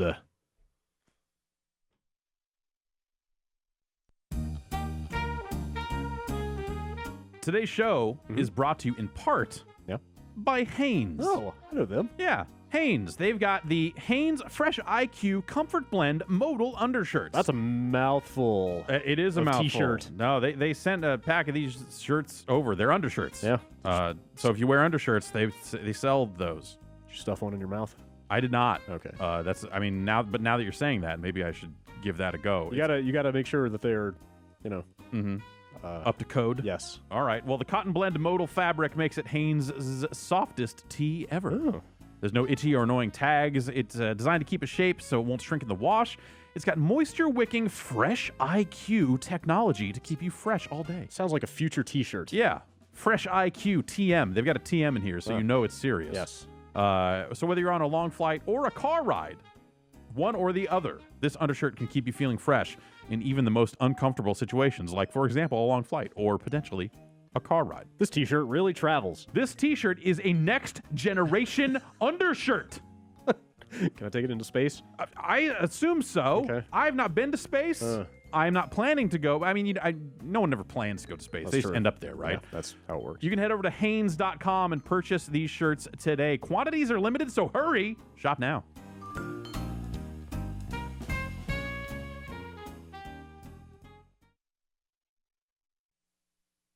All right, couple more quick news hits What you before got? we roll into some emails here. It's going to be 2 hits. Yeah? The news hitting us and our jaws hitting the floor. Damn. With how good this news is. All right. Some earth-shaking headlines I'm here. gonna hold my jaw shut here. Go Ready for this? ahead. Go ahead. Sounds like things might not be all smooth sailing with that Final Fantasy VII remake. Ah! Yeah. Sorry to be the bearer of bad news. Sounds like Square's bringing it in-house. Like they were working with CyberConnect 2 Yeah. of 10 bazillion Naruto games fame. Yeah. Also, Asura's Wrath. Yep. Yeah. Yeah. Thank you. Thank you. Yes. Thank you Shining for- star yes. in a sea of. Yes, the only CyberConnect 2 game that matters. Aw. I feel like there was one other one, but its name escapes me. Yeah, Did they do the dot hack games? Yes, they also did dot hack. Yes. Yeah. Yeah, I guess I had forgotten this, but they were handling like the heavy lifting on the development of that thing. Okay. Now they're not. All right. They Square- put too many anime in it. I guess so. Yeah, Square kind of beat around the bush a little bit in their statement, but yeah, they are bringing that thing fully in-house, and CyberConnect is not going to be working on it anymore. So I wonder if this is a project that just costs a lot of money and would lead to them having to deal one of their other studios, sell them off or something. Funny that you should mention that. If this whole thing is just that sideways or That something sounds like weird an like that. entirely hypothetical scenario that isn't actually totally happening right now. Sure, Final Fantasy VII, a bunch of Naruto games, pretty much same in my book. Yep. So I would play a Final Fantasy VII like Asura's Wrath. Oh, game. fuck yeah. Yeah. Because they're breaking it out and making each like part different, right? In style something and like that. So Yeah. like the last part where you have to mash circle to jam a sword through Aerith. Yes. Yeah. Sure. I'd be in. Second game is an anime QuickTime event. Third game is a snowboarding game. I watched all Each of disc is its Shura's own Wrath act, again recently. Just watched all the Yeah. cutscenes on YouTube, and it made me so happy. That's so good. It's so good. The DLC for that game is incredible. Doesn't it? I bought the DLC and never actually got around to we playing should, it. we should check it I out. know. It completely is worth it. The reason I've never done it is because I would have to play through the whole game again at this point. You know, like, Yeah. I would completely lose its impact. Because I remember the end of that game being like a real, I guess cliffhanger is the best word. Like it kind of, Yeah, they sold, leave they you sold hanging. the real They sold ending to the that ending. game. They which is leave a you fucked hanging up, for fucked up sure. thing, but like I didn't feel necessarily unsatisfied at the end of that thing, but they did leave threads hanging. Literally, because it's a spider that shows up. That's right. Yeah. You're right. I forgot about that. So it worth it. Oh man. All right. It's my favorite DLC I need to ever. find a way to. I need to make that happen. or watch it. Let's see. Trying to find the quote here. Whatever. It's Japanese developer corporate speak. You know. oh yeah, of course. Yeah. They refer to it as a sensitive subject. Oh, Whoa. Up until That's now, development has progressed by receiving external collaboration, but from here on out, with production and quality in mind, we're shifting to our in-house organization. weird. So that doesn't sound particularly rosy to me. I was gonna make light of it, but they said it's a sensitive subject. Yeah, so please, can't- Just please back off. Please show the proper respect. Please understand. When do you think that thing's coming out? Never. Come on. It'll come out eventually. 3 years. 3 years I from was now? going to say 4. 4 from now. Yeah. 2021? Are we talking part 1 or the last part? Part 1, let's say. 2 years. 2 years. 2 years from now? Yeah, okay. I could back that. Sure. Sounds like kind of a mess. In other Square Enix business news, It's almost like they had a good reason to not remake Final Fantasy VII all these years. Yep. Yep. There's probably someone going like, "Fuck!" Like I fucking told you every time it came up. I told you, and then I get sick once, and I come back and what the fuck have you greenlit? What did you sign? You wrapped my desk in what? Oh yeah. I'm not clear if this is new news or if it's just people dug into the PDF that was going around that Square put out. And we've got the new news. Yeah. And just actually read what it said and realized, oh, they kind of answered that question. But yeah, there's information in whatever that document is that Square put out about the future of the Hitman IP. Which is that they sound like they are willing to let it go with IO. Yeah. Okay. As opposed to keeping it. Or let it go separately or something, I'm sure, if the price is right. So the quote from the Square Enix president is, because the firm is engaged in the development of Hitman and other renowned titles, we are negotiating with prospective external investors capable of ensuring that these titles carry on. Yeah, that makes sense. So yeah, like whatever else happens, hopefully they will, be able to continue. That stuff seems like a package deal. Yeah. Yeah. Like, what do you do with that? Yeah. Like, who do you have internally that you assign Hitman to? If CyberConnect 2. That's right. I hear they're doing a fucking bang-up job. Okay, sure. I saw season 1's on sale on PSN. Season 1 for like $30. Oh yeah, yeah. That is a hell of a deal for a lot of stuff. I wonder if they had a bunch of stuff done on season 2 already, right? Yeah, because like, wouldn't that work be part of like the thing you would be selling? Like that would factor into the sale price, right? Like if they have. Yeah, if that work came along or whatever, if they have to leave. Because it's at some point, like, they built their own engine, so there's tech. Yep. They have whatever assets for unreleased games. So theoretically, Hitman content, Mini Ninjas 2, whatever you got.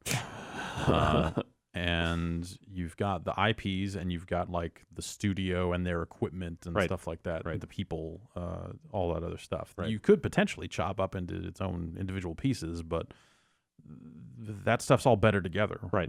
Like ideally, you've got someone who comes in with enough money to pick it all up, right? But if you got someone who comes in and goes like, I don't know, we have no idea what we're doing. We just need an engine.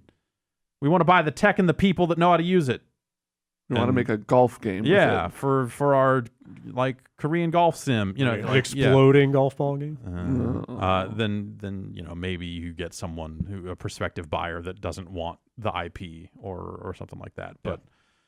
Ideally, they would be thinking to field offers from people who just want the full package before they start carving it up. Yep. Who buys IO? I don't know who can. I'm trying to think like what publishers would. I guess I just don't understand. I don't have a firm grasp of the value of that IP and the tech and all that other stuff. Like what the asking price would be. Yeah. You figure it's a studio. It's got to be a publisher that's like around the size of Square. I keep thinking about That's like the thing. Like who is that at this point? Like a THQ Nordic. They spent a bunch of money on all that shit. Yeah, they seem to have cash. Yeah, they definitely bought into some stuff. I could be okay with that, maybe. Like a 505 Games would probably benefit from a studio and a IP like that in their portfolio. Yeah. I don't know if that's out of their price range or not. I just don't know enough about 505. I don't know why, but for whatever reason, we got like 4 emails from people going like, "Hey, do you think Microsoft should buy IO?" Like, yeah, like sure. They totally could. Yes, like they should. I don't know. Like I would hate to see Hitman go exclusive though. Like someone should buy it, but also like speaking of somebody who leveled up a bunch of shit on a different console than the Xbox, I would prefer it didn't go Xbox exclusive. I think that is Hitman big enough to move the needle for a first party? I don't know. Like that's the thing. If it was, why would they be getting rid of it? Right. Right. Well, because Square seems to have unrealistic expectations sometimes. They have questionable priorities in some cases. But if Microsoft picked up IO and said, "All right, get to work on Hitman Season 2," or "Hey, we're gonna revamp. We're gonna do Hitman all over again. Like build it the way you would have built it the first time, and let's just call it a separate thing." Whatever they end up doing. does that sell enough units to justify the purchase price, or does that sell Xboxes? Does that sell installs of Windows 10? Probably not. Like Microsoft's priorities are pretty weird too. Yeah. And if you think about the way Sony interacts with first party and the way its owned studios operate, I can't say that I would see that as being a good thing. For Hitman. Right. And I don't know. Nintendo should buy it. Switch exclusive, right. Hitman. You imagine garroting someone with the there you go. Okay. Not since Manhunt 2 or was it Manhunt 1 on the Wii, or did they both? One of those did come to the Wii. PS2 Manhunt had the voice stuff, right? Yeah, it did. But like there was Manhunt on the Wii. Oh, there was motion stuff? Yeah. Oh wow. They did what you want. Oh wow. They already did that. It's grim. Yeah. I take it back. Now that I know it exists, I don't want it anymore. Well, are you sure you want to feel that in high definition? Yeah. Yeah, actually. High definition strangulation. Yeah, I don't know. Maybe it's maybe Tencent or somebody like that picks them up and puts them with Epic. But then it's like you're buying engine tech and you already have an engine company in Epic, so maybe you don't need that. Yeah. Somebody buy IO, please. I'm just trying to think, like, where's that Chinese money? These days. Just put out Hitman exclusively on Wii Game. Yeah. Yeah. Hitman's a MOBA now, also, by the way. How about Line? We'll just get them. There you go. Yeah. Right. The sweetest sticker packs you've ever fucking Here's seen. Agent 47 looking angry. Here's Agent 47 looking upset. Mm-hmm. Here's Agent 47 looked perturbed. I need all these. Here's Agent 47, but his head is a piece of poop. I guess we're not going to hear anything about that at E3. That seems pretty soon for something like that to come together. Yeah. Well, I don't know. It's hard to know if they've already been quietly pursuing these negotiations for a while, and maybe they're already in progress by the time they announced it, or if this is them going like, all right, bid up, let's go, and starting from scratch. So, I don't know. Yeah, it's a bummer, one way or the other. We kind of talked about this a few months ago. I think it was sort of assumed based on some stuff that had appeared on the web, but PS3 production has officially ended. Okay. Like it is in Japan, I think is what the... Yeah. Well, I think they listed it as that shipments have ended. Oh, all right. But I saw this going around as just like, hey, they're not making PS3s anymore. Yeah. Well, Pour one out. Yeah. I guess that's where we're at. It's kind of Cell one processor. Of the top 4 PlayStation consoles of all time. Mm-hmm. Yeah. Sorry, Vita. It's like the number 3. Yeah. Let's say. Yeah. What's the best PlayStation? 2. Portable Maybe Go. 4. Man, the 1 is really good. Yeah, though. I don't know. I was thinking like don't write off the 1. I think it had its issue. It had its 2, issues. 1, 4, 3. That's 2, I'd say that, and I think the 4 is obviously still in the market and growing and has potential, and that's not its final ranking, but yeah. 2, Yes. 1, 4, 3? 2, 1, 2, 1, 3, 4. No way. 2, 1, 3. No way, dude. Ooh. Yeah, I think so. No. Yeah, You are out of your mind. 3, 4. Nope. 2 PSP Go. Yeah. 1 Vita. 3, 4 regular PSP. Get out. This is rough. Yeah. My PSP Go, I found it, and I don't know where the charger is now. That's because it the had a thing, just weird, feels almost real like good. I got a leather case for it. I just open it up every now and again, and put my hands on it. It feels good. I don't Snap it think I've open ever and touched a PSP Go. Oh, that's some sexy hardware. except that the D-pad feels like fucking trash, and the buttons feel bad too. Then you just dock it and you use a Bluetooth controller. There you go. The little sliding like sidekick thing was so cool though. Yeah. Internal storage. That's what it's all about. Yep. That's pretty much it for news. Like I said, not a whole lot going on with the big show on the way. Emails? Sure. Emails. Yeah. Bombcast@giantbomb.com. Let's read some. Emails. Wait, the big show's on his way? Yes, he's going to be there. He's a big Destiny fan. He's a big Destiny fan. May have heard. Big vaping fan. I wonder if they're going to let people vape on the show floor. I'm going to guess no. Yeah, Oh, I would say no. They're not going to allow it, but it's going to happen. Oh, yeah. 100%. Hell yeah. I don't. That and a lot of snooze. I overheard somebody say, "Can I take a sip of your vape?" And A sip? What? Yeah. That's not- Huh. And Okay. I thought about it for a while, but I actually think that should be the terminology because it's not. I mean, like it's not it's not a drag because that's a very cigarette and like, that's that. Take a pull off your vape. Pull. There still needs to be suction. See, I like right? sip because vapor just comes out so thick that it looks almost liquidy, like milk, like cream in coffee, kind of. I guess, yeah, because you're kind of sipping on a straw. Yeah. Okay. All right. I kind of I think that get it. I'm trying now to kind of push that as the official. So if you hear that other places, it was me, and not the person I heard. Not the person you heard no, say it. it wasn't that person. It was you misheard them. They said something completely different. Yeah. But you're like, you know what? They should probably say sip. Yeah. And then what is it? Is it just like, can I get half a snooze off you? Is that the proper? Half a scoop. Yeah, have a scoop. Scoopy a snooze. Oh boy. All right, Cody from West Virginia.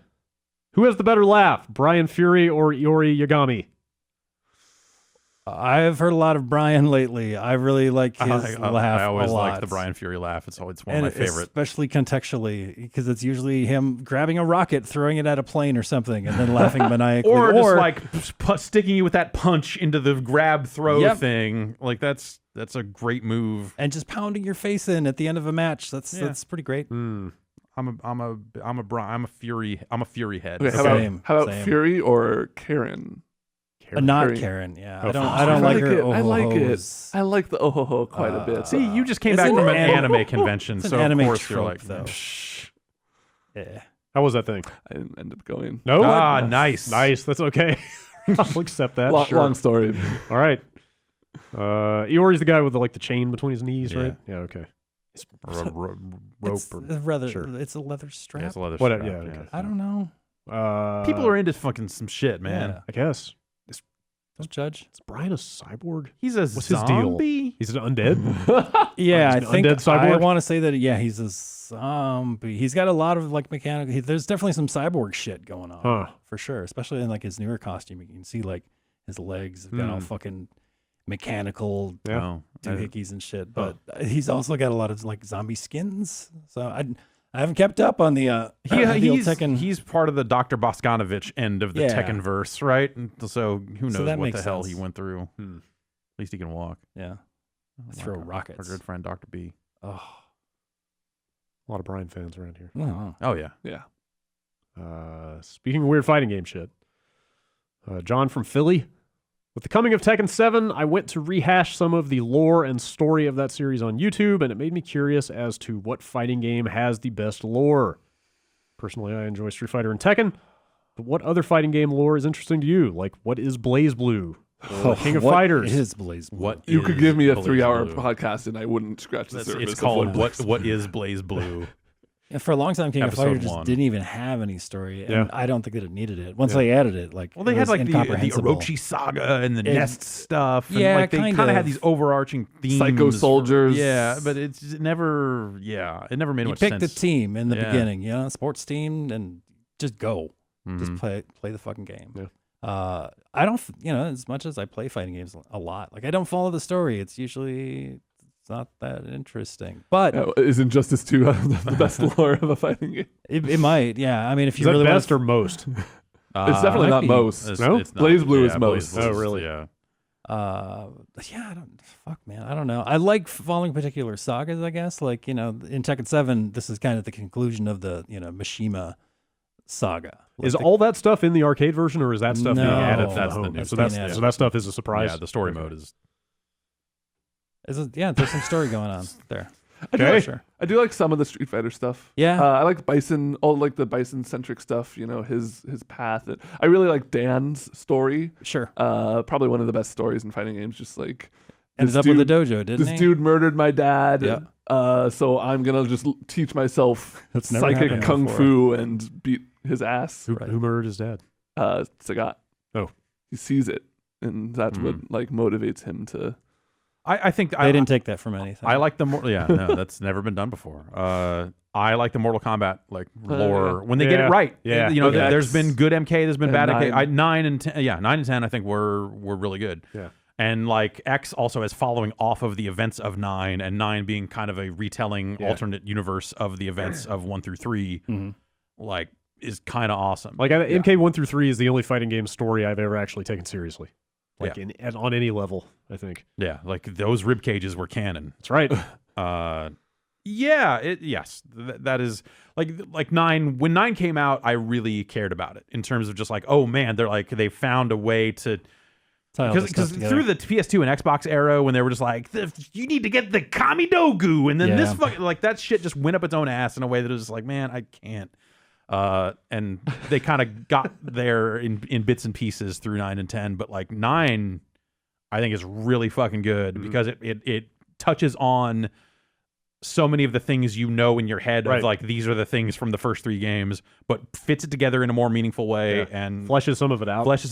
In some good ways. Like that's a good ass story. I don't have much reverence for MK2 and 3, but when I picked up 9 and started playing through the story mode, it's just like kind of a first time experience with the story mode of Mortal Kombat. It was entertaining and really good. Yeah. Like I think that stuff's like really well done. Like it's corny and fucking weird, and there's a cop with a gun, like all the the characters. But I think that's part of what helps bring it together. I think X was pretty good, but like I don't know, like I didn't necessarily like that story was very much these 4 new characters are going to be all over this story doing their thing, and hey, we're pushing it forward. I was like, that's cool, but like plus Mortal Kombat has the best movie of any fighting game. Yeah, like of any video game, probably, right? It's probably top 3 for video games. Big proponent for the DOA movie. I haven't seen the DOA movie. It's pretty Kevin special. Nash is in it. It's wow. It's my favorite fighting game. The appropriate reaction when told. Check it out. They do not take themselves seriously. Okay. I don't know, man. All I need is a fucking volcano or an island and an invitation-only tournament. Let's go. All you need is a volcano and a guy to throw in there. Like the DOA story has its fucking weird bullshit too, in a way that's like kind of fun. Especially the way they tell that story in that recent one, where it's just like 9 events happening and it's just like same time, same time. That stuff's all right too for what it is. It's fucking corny and weird, but I like that. Like Mortal Kombat is a fighting game story that you can believe in because it is so fucking like overtold. It is like they have been at it for so fucking long that like they've willed it into existence. Like it's actually happening. Like the events of Mortal Kombat 1, I think are like upon us really. They won 9 of the 10, and if we don't we don't find Earth's champion, it's all gonna be fucked. We're doomed. 4-armed Shokan warrior. Guy's got 4 arms. This guy looks like Henry twice Rollins. as many arms as the normal fighter does. That's a lot. When was the last time you watched the Mortal Kombat movie? College. Does it actually hold up? Oh yeah. Like I mean, it's campy and it was never like I like it more than the Street Fighter movie. Not exactly high cinema, but Johnny Cage does the splits and punches a guy in the nuts. He totally does. They do. There's a Scorpion song. Scorpion totally got says, that really good song. Here. Yeah, that really good song. It's pretty good. I heard that song somewhere in like a show or something recently, and it took weird. And my partner was like, "This is a DDR song, right?" And I guess it also is. Like, no kidding. Yeah. Huh. If I remember correctly, I think they were playing that song at like our high school pep rallies when that movie came out. The song was like everywhere. Yeah. That franchise was a big deal back then. Yeah. To a lot of people that didn't play a ton of video games. A lot of people got that fucking logo tattooed on them. That's true. If you use that as a judge for like how much a fighting game story touches people, like a lot of people put fucking Mortal Kombat Inc. on themselves. That's fair. I mean, it's a pretty good logo. Yeah, it's a pretty all right logo. It's pretty gauged by how many people touch themselves. DOA is probably one. That's true. Yeah, that's probably the actual true best fighting game. That's fair. Extreme Beach Volleyball 2 is the best fighting game of all time. Yeah. Butt battle. Yes. Ass to ass. Just like that movie. There's a VR mode in Tekken 7. There is. Yeah. Does it have butt battle? I don't know. I hope so. We'll see. We're going to check it out. We'll find out. Reese from Wales in the UK. I don't know how much, if at all, you can discuss this due to NDAs, etc., but I was wondering if the preferential treatment of influencers in preview events had seeped into E3 Judges Week. Are influencers invited regardless of whether or not they post reviews, or conversely, is it still an old boys' school where only the big mainstream press outlets of the world get invited.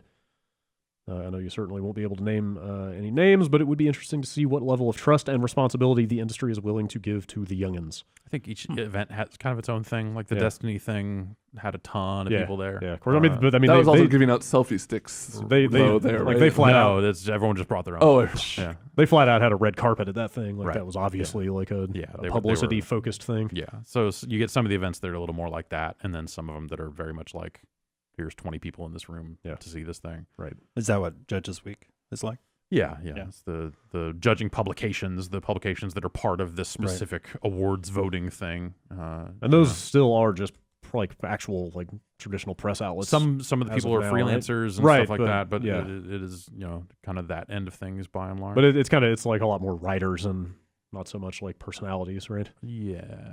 Well, yeah. But then on the other hand, it's been like, what's it been, 2 years? Was it last year or the year before that Microsoft had that giant influencer entrance at their press thing? Yeah. And then like the press entrance was like, oh, you guys are around back, and it was just some like locked door around the back that we couldn't get in. Yeah, they would not let us in the influencer entrance. It's just like, okay, all right, the world has definitely changed. I guess my clout score is not enough for this door. That's a humbling moment for sure. You have to hold up a $5 McDonald's gift card that you've been mailed to prove that you are an influencer. Yeah. We got, let's say we got some shit like that from a different fast food chain not that long ago. I definitely used clout for the better part of 6 months because they kept giving me $5 McDonald's gift cards. Oh, wow. And razors. Those two things just over and over. I got a Windows phone. Oh, okay. From them. And then, so I pushed the button that said, send me a Windows phone. And then I pushed the button that said, delete my account. And then they still sent the phone. So, nice. What a dumb fucking thing. Yeah. That thing's still around? I've not heard anyone talk about it in a very long time. But, yeah. I think they tried to pivot to some other thing because, of course, pivoting. That sounds like something you do in the social media space. I can tell you a lot about pivoting. Yeah. Can you disrupt for me a little bit? It depends what you want disrupted. See, disruption is being disrupted as we speak, it's a really sensitive subject. Man, that is intense. Meta disruption. Jason in Santa Monica. Hey. Is every Extend Extra Extreme a clicker? I played this for the first time recently via Xbox One backwards compatibility and noticed that the gameplay mostly revolves around pressing the A button once and then watching the numbers go real high. This seems to follow along with the law of clickers, so I figured I'd bring it up. Granted, it's not mouse controlled, so that may be a point against it, but yeah, those numbers go real high. Well, you came to the experts. Well, no, because you have to position yourself in just the right area and push that button at the right time. Like you're trying to trigger the biggest chain reaction you can, and so it really is a skill game. Okay. With that stuff, skill and clickers are mutually exclusive. Yeah, no, that's a very no. Space Plan has a little bit of skill clicking. I got to the part of new Space Plan. Yeah. Oh, actually, was that not in original Space Plan? Oh, wow. Original Space Plan ends before any of that stuff happens. No shit. So like you do the thing, and then it ends. Oh, that Whereas was this now has this goes way past. This is like that. Space Plan Adventures Edition, where Pitfall Harry jumps through the door and has to fucking charm the fucking whatever. Paid version of Space Plan goes. Yeah. I got there last night. To where you have to like. What platform? Launch PC. Okay. Where you can use a speed hack to speed up the game. Sure. Which I recommend. And yeah, I got to that part and was like, oh wow, this is like a weirdly skill-based thing to put in the middle of this fucking thing. Like there's literally timing to when you buy the upgrades in this fucking clicker that matters to your progression. Pretty good. It's wild. Pretty good. That game is all right. Apparently, Non-Guns, that game we checked out last week, has way more clicker elements in it that I didn't even find. There's a whole thing where you can unlock people who will idly bring your souls up. You can go to your house and go on a treadmill, and that'll speed up time. So there's a huge clicker element, which, I mean, makes sense that I didn't discover it because they don't put any tutorials in that game. Right. Yeah. But yeah, we ran a quick look at that game last week, and I've been meaning to check it out more. It has some more clicking. I should check that out because that sounds weird. Yeah, that sounds very weird. Did that game strike you as like some weird future Game Boy game? It struck me as a weird future Spectrum game. Okay, but yeah, it's just got that weird grayscale-ish look to it that I thought was kind of eye-catching. Josh from Colorado. Was Sonic just a tech demo to show off the Genesis? Was Sonic ever actually good? Is this why Sega can't make another good Sonic game? I've thought about this for most of my drive-in this morning. As one does.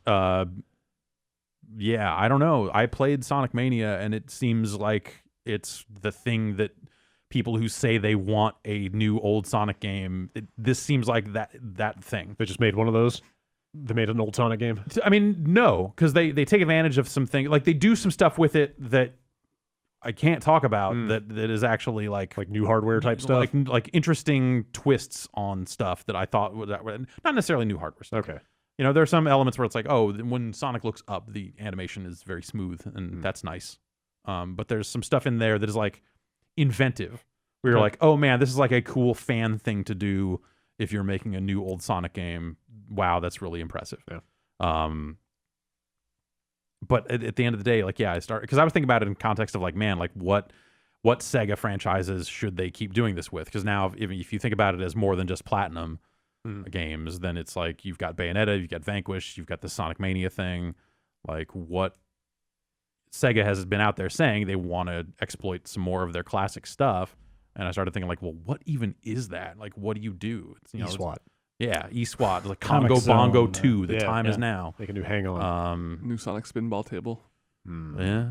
But like, you look at it and go like, oh, like they're an Outrun. Like Outrun has a lot of like hot popularity with a certain crowd that I think that they could capitalize on again if they made another new one and did it right. But then I got to thinking, like, people have been wanting new Streets of Rage for years and years and years. But then I got to thinking, like, well, that's like, what the fuck do you do? Yeah, how do you make a beat 'em up? Right. In this day and age. Like, people keep trying. But like, that's the thing is like, we live in a world where like a new fucking River City Ransom game comes out every week. Right. They just, I said that this morning and then got in and checked my email and 2 more have been announced. Like literally 2 more fucking 3DS games. What? I think they maybe have come out in Japan already or something. So I was maybe already aware of them.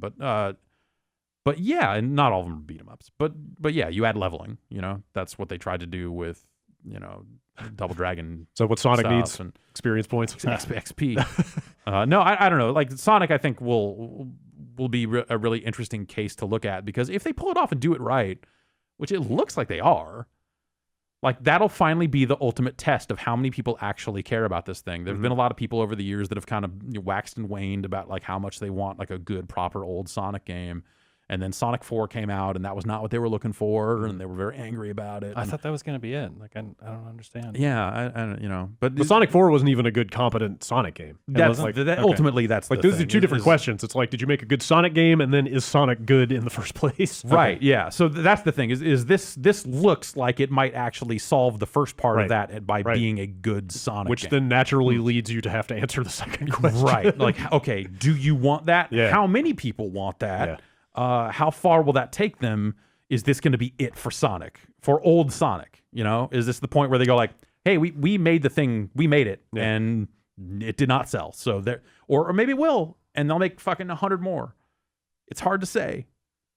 I never really got into Sonic. Like I played them, but it was just the thing of. So I understand why people I understand the kind of mastering a level and just going through and being like, all right, I can kind of almost like a speed run before speed runs were really a thing. Sure. But for me as like a kid picking it up and playing it, I would run and I'd get really fast and I'm like, yeah, this is pretty good. And then I'd hit something and I'd lose all momentum. Yeah. And I just would, the jumping didn't feel right when you were going slow and stuff, and you would just run into stuff all the time. Yeah, like I played those games when they came out because they looked and moved kind of unlike anything else. But yeah, when you think about like failure in that game, it's not a fun thing to overcome. Like failing in Mario is fine because like it's tight platforming and you feel like you're kind of getting Mario better. Mario plays well, and you can go back and address those problems and get better at it. Sonic is like either you memorize this section or you read it well. You can react to these kind of blind jumps. Yeah. Very like quickly I bet big time original Sonic fans will pick up Mania and do way better than I ever will, and have a lot more fun with it just because they kind of like understand the flow of Sonic better.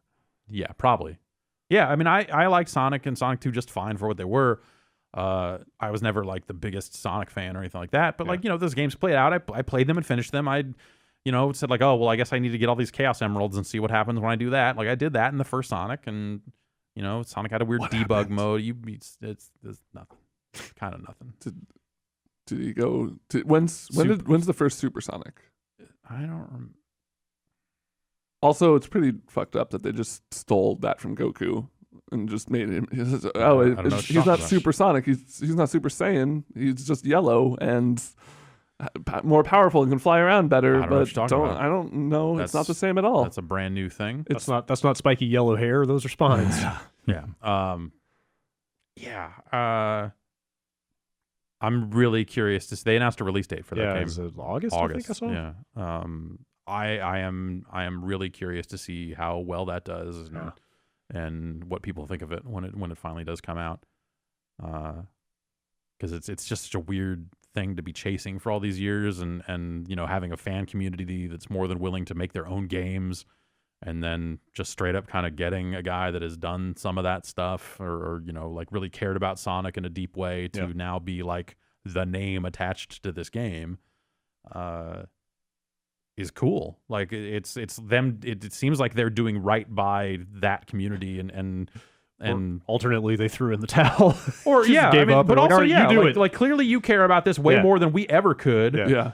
So we could probably pay you to do it for us for real, and let's see how it goes. Considering you did a lot of the work already. All right. Yeah. And I think that's probably the best way to go about it at this point. But I wonder how well it'll do, and I wonder, like, again, because I just wonder, like, how well does that concept hold up now to new players? Also, how many old players are still around that want that? Is it enough? And presumably they ran the numbers on this stuff before they greenlit a project and probably feel pretty okay about it. But I don't know. Sega. It is. Yeah. Sega. Who can say? When is that supposed to be out? August. Yeah. And then I got to thinking, like, what would you do with Streets of Rage? Because what are brawlers now? And is that actually Platinum. fun? Give it to Platinum and just make it a behind the back game, like a fully polygonal. I mean, they tried to do. Like we're in development on a polygonal Streets of Rage game at least once for like Dreamcast, I think, if not late Saturn. Give Skate a parry. Oh yeah, like what if a new Streets Problem of Rage solved. was just like a God Hand type game or something like right? that? Yeah, because that's kind of where that genre went. Yeah. Like in those days of polygonal gaming. Like nowadays, like now that the kind of retro styles are back a little bit, you see. That Double Dragon thing that came out, and just like people just doing weird shit like that. Yeah. There's also like a Streets of Rage, like open source, like editor of sorts. Yeah, Beats of Rage. Beats of Rage. Yeah, people can just make their fucking own. That's cool. Yeah. Which I messed around with that stuff a little bit. Like it's all right. It's cool. It's cool. I still have a fondness for beat 'em ups for sure, but they got to do something special in order to. I think for me it just became like I'm really good at stepping just below a guy that's attacking and then pushing up and attacking. Like that. The gameplay of the side attack only brawler is pretty much a known quantity at this point. So I don't know what other than like combos to it. Add combos, you had levels, and like that stuff. You but play Charlie Murder is what you do. Yeah, Charlie Murder's cool. Yeah, Charlie Murder's. I like that game. I remember, but even there, like that had RPG stuff. It did, yeah. Guacamelee. It did something different for sure. People had a big hopes for like Castle Crashers. I know that game did super well. I played a lot of that. Yeah, that was a resurgence. I just didn't like it. Like there had been enough of a lull in the scene, like as far as like, and they had stuff concerned. to build and like you built up a character or whatever, right? So like I wanted to like Castle Crashers a lot, and that resulted in me playing a fair amount of it. But like ultimately, like I don't think it did it for me. You guys ever play that Scott Pilgrim? Yeah. Another game where like really good look to that game. I feel like that game was the game that probably led to there being one River City Ransom game a week now. Yes. Like that game came out and that was like a fat homage to that game, which just kind of made me angry. And then they made a fucking ton of River City games on the back of that in some weird way. I don't know. That game. I liked it. Yeah. I liked it a fair amount, and I liked the soundtrack a lot. Yeah, it's super good. I don't know. I play a lot of those games with friends, multiplayer. Sure. That adds a lot to it for sure. Chris from Texas. Hi, Chris. Hi, Texas. Yeah. On a recent bathroom break at work, I encountered a gentleman so tall he could easily see over the top of the stall he was occupying. Yep. As I was entering the bathroom, he was wrapping up some pretty intense business, and as he stood up to pull up his pants, we made eye contact. Oh, no. The look on his face was a mixture of shame and irritation. Given the Bombcast's history of discussion on proper bathroom etiquette, I wanted to know if this has ever happened to Ben. We have our own giant. Daily, not daily, but I will say that I've stood next to you at a urinal, and yeah, it's imposing, and you don't know because you could just very easily. See, that's the thing. There's no right angle. You're definitely over the stall as well. You guys have to know that I don't want to see it as much as you don't want me to. That's see my it. assumption, but.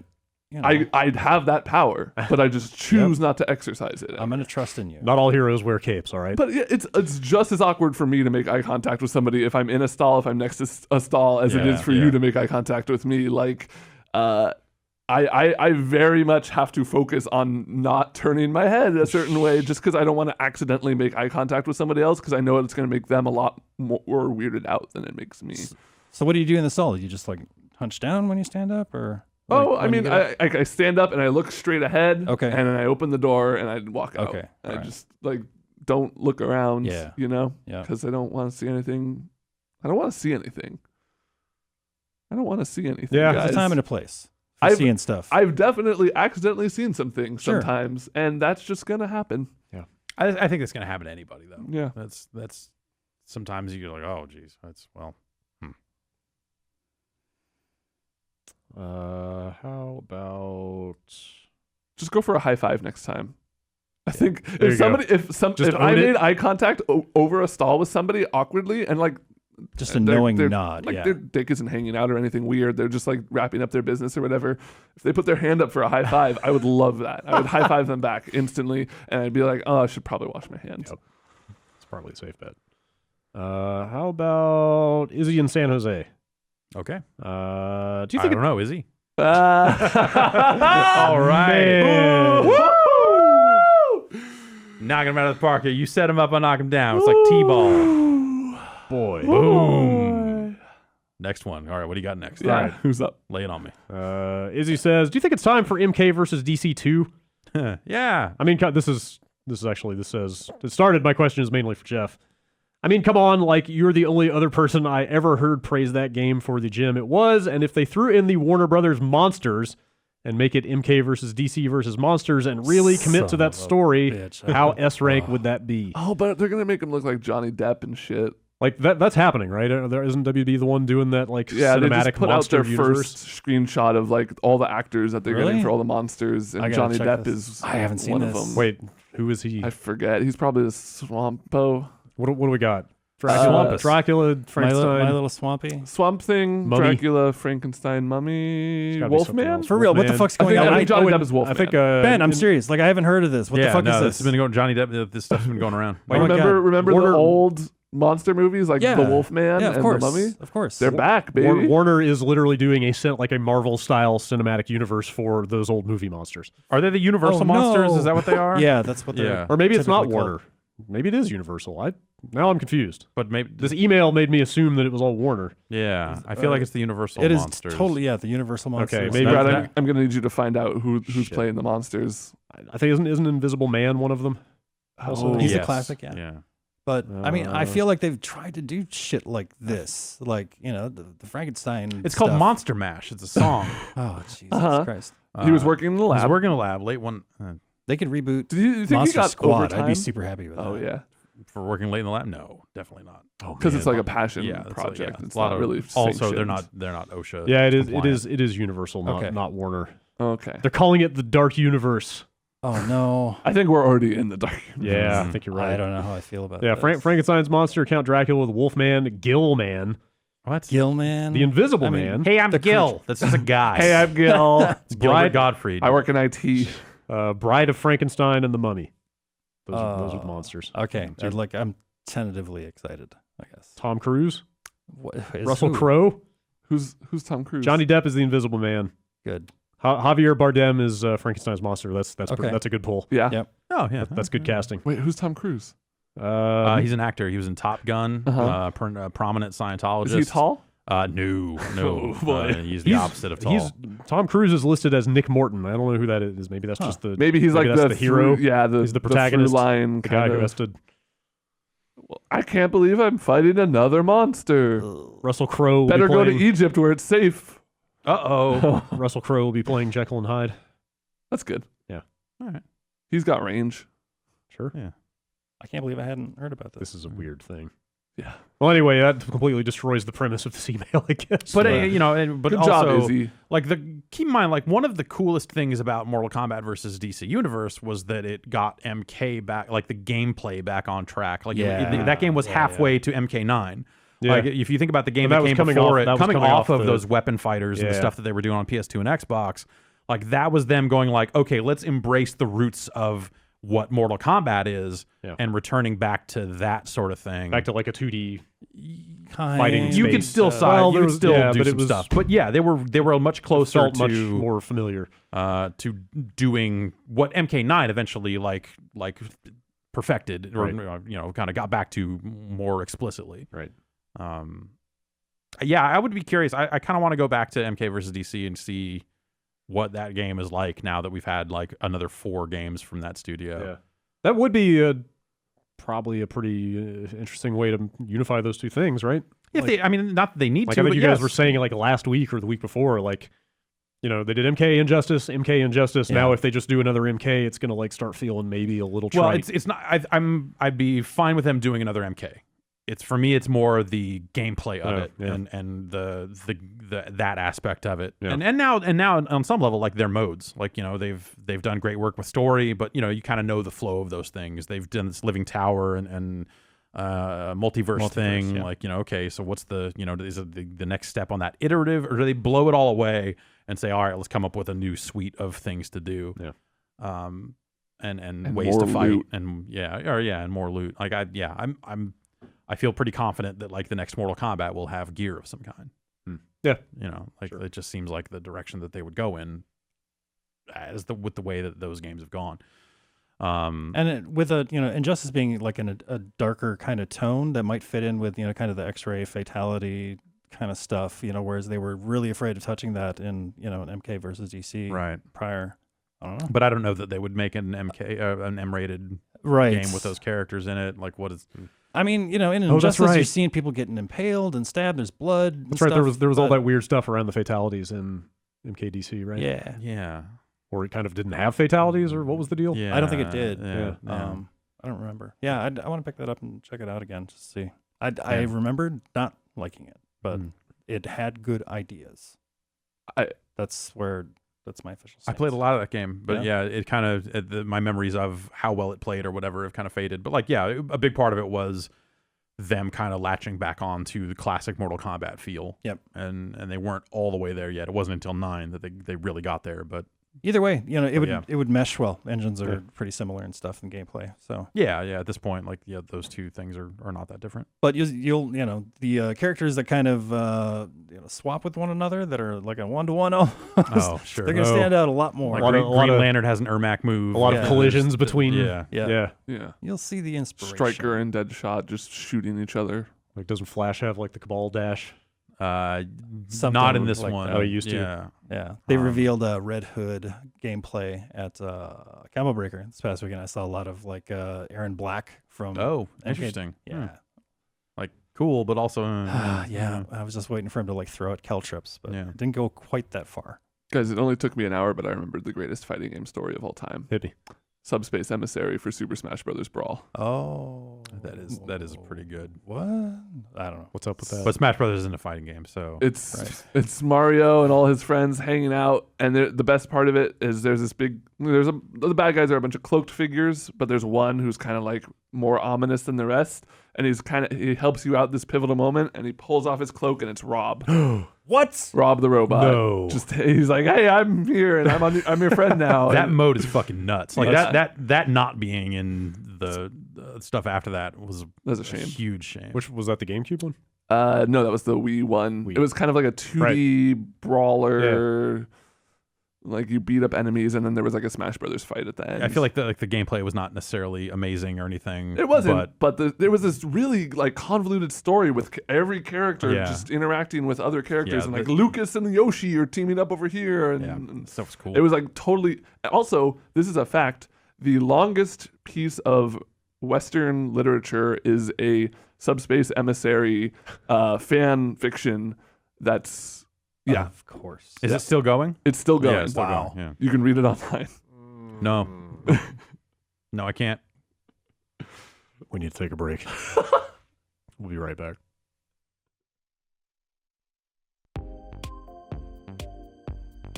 It's time to make the smarter choice when it comes to what?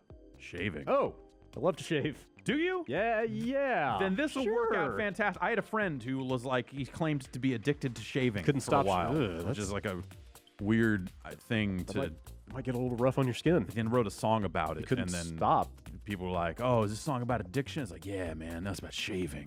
Might as well face it, you're addicted to shaving. It's true, and the Dollar Shave Club might be for you. You can get a great shave at a great price delivered right to your door. That's right. You'll no longer have to schlep to the store to buy a cheap disposable razor that gives you a cheap shave. I don't have time to go out of the house. I'm too busy shaving. Exactly. You can use the Dollar Shave Club Executive Razor with Dr. Carver's Shave Butter. Just get hungry just hearing that. Oh, yeah. When you apply that hungry butter, the blade just gently glides across the skin for such a smooth shave. You could shave all day long. You could. Dr. Carver's Shave Butter is transparent for a more precise shave, which will help prevent ingrown hairs and fight razor bumps. Good. You can make the smarter choice by joining the Dollar Shave Club. For a limited time, new members will get their first month of that executive razor with a tube of the aforementioned Dr. Carver's finest, Dr. Carver's own, Dr. Carver's Shave Butter. That's the stuff. That's the stuff. It's only $5 with free shipping. After that, razors are just a few bucks a month. That's a $15 value for only $5. That's like a third. That is like a third. In your first month's box, you'll get a weighty handle, a full cassette of 4 cartridges.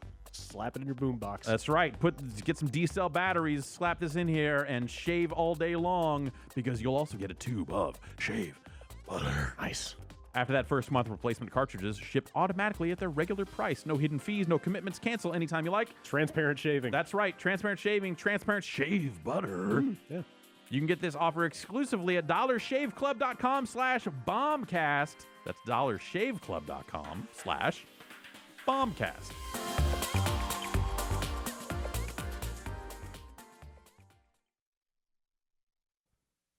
All right, a few more emails before we get out of here. Here's one from Sam. Whatever happened to Zork? Could it make a comeback? He died. Should it? The last Zork game was Grand Inquisitor. It seemed to review well, but maybe was a game out of its time? When was it? I don't know. He doesn't say. Zork fell off a cliff and died. Oh, yeah? Yeah. That's the end of Zork. I was holding Zork Grand Inquisitor as well as some kind of compilation of Zorks Okay. just yesterday. No kidding. The last line of the email is, outside of that, is Zork one of the video games in the Hall of Fame, now relegated to a Call of Duty Black Ops Easter egg? Yes. Guys, what's Zork? Dude, what? I feel like I have seen it, but I just can't think of it. Zork is kind of two things. Yeah. Zork is a text adventure. Yeah, the original Zork is the original few Zorks, handful. Yeah, most of the Zorks are text games. You were standing in front of a house. Yeah, you open the envelope, you get a leaflet. There's a jewel-encrusted egg up in a tree. You fucking climb down a well. It's bad. You get eaten by a grue. Yeah. Okay. Yeah. Yeah.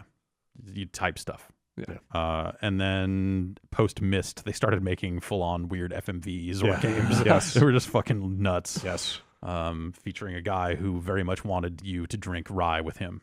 Did you do it? Of course I did. Of course. The Zork is weird. Yeah, I never finished Zork 1. Yeah, I've never finished any Zork. I would like to watch a Zork speed run someday. No, yeah, and then they put Zork into Black Ops. So Black Ops 1 had a weird hidden computer terminal in it that you could access and, read all kinds of secrets about the numbers and all that other shit. It was actually kind of awesome. And then Zork is in there. That's why I know what Zork is. Okay. I remember that. Yeah. I remember that Easter egg. Yeah. So the answer is absolutely yes. 100% yes. Yeah, I mean, Activision's not going to go make a new Zork game. It's just not. No. Maybe they would sub-license it out to somebody. Yes, World War II Zork. Yep. The beaches of Zork, standing on a Zork beach. Yeah. The only text adventure I feel like I ever maybe finished or got very, very deep into, which was Hitchhiker's Guide to the Galaxy. I remember that being pretty good. Yeah. Huh. You had to put the towel on the hook and the satchel over the grate, and then the fish bounces off that and ends up in your ear. And drink a pan-galactic gargle blaster? I think you do have to. I don't know actually if you do drink one or not, but I think you go into like that. Was it the infinite perspective vortex at some point? Sure. Yeah, like Douglas Adams like wrote that. Yep. In addition to weird, really, like he wrote on that. So the greatest text adventure of all time is Frog Fractions. Yeah, that's definitely up there. Emil from Los Angeles. This email is entitled "Need Pro Tips for Wiz Khalifa's Weed Farm." Okay, all right, yeah, let's go. I'll launch it right now. I'll be back in 40 minutes. Hey guys, I'm having some trouble getting $991 zillion for the 9th strain. What the fuck? And I was wondering if you had any pro tips on when to harvest and sell, and what to focus on in terms of watering versus just buying upgrades to make the most dosh. I was gonna say just buy it, right? You can just buy stuff in that, like coins and stuff, right? No, you can buy gems, which you could then use to increase your multiplier, which would make it easier to earn coins. You can sell some weed in real life in order to fund. Yeah. They added new He's strains. from LA, they added new strains in the last patch, so which is very exciting. Some hybrids or what do you got? Some indica. There's a whole. Well, let me tell you. As soon as this ad that's going to double my income stops playing, I'll tell you. It's doubling someone else's income too. Wiz Khalifa's, not his. Weirdly enough, I am a level 38 indica illuminator right now. That's my level title.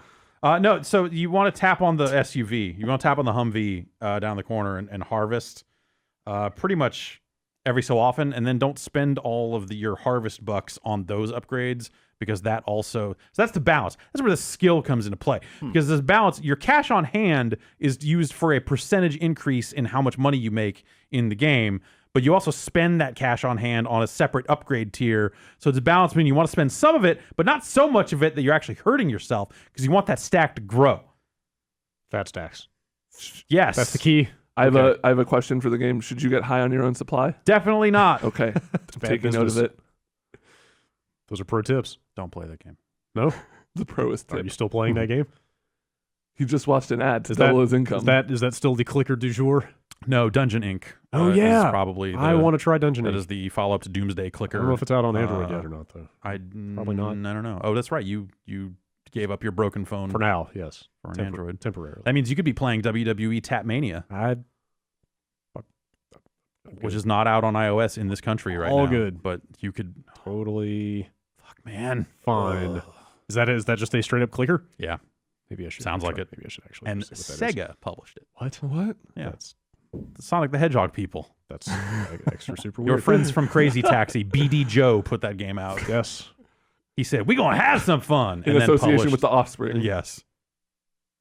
This email is signed Guy Named Billy. That's not his real name. Yeah. I don't think it is. No one I think it's that. William. Yeah. I was listening to the discussion about re-reviewing Prey on a previous Bombcast, and several times it was brought up that if a review score was changed, it was like giving companies a pass to release games in a poor state. Because of that, I wondered what you guys view as the value of reviews. Are they about judging the quality of a game? Are they about making a statement, or some mix of the two?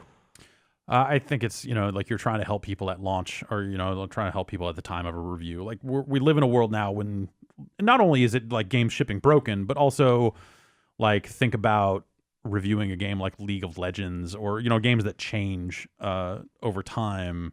Like that review is going to be almost totally invalid someday. Mm-hmm. And as more and more games push into this like games as a service thing, that, like think about like my review of Destiny. How valuable is that to someone now when you think about what the full package of Destiny is today? Like they've addressed some of the concerns that I had. They've, some others that they've, have definitely not. But by and large, there are parts of that review that are invalid. So your approaches then become like either you devote someone to that topic and they stay current with the game and you're constantly posting updates about it that are, not necessarily revising or reissuing a review, but you're just kind of covering that beat. Or you just kind of say like, hey, at this moment in time, which is usually right around launch when most people are asking that question, this is what this game was. And so that's where it provides a service to the most number of people.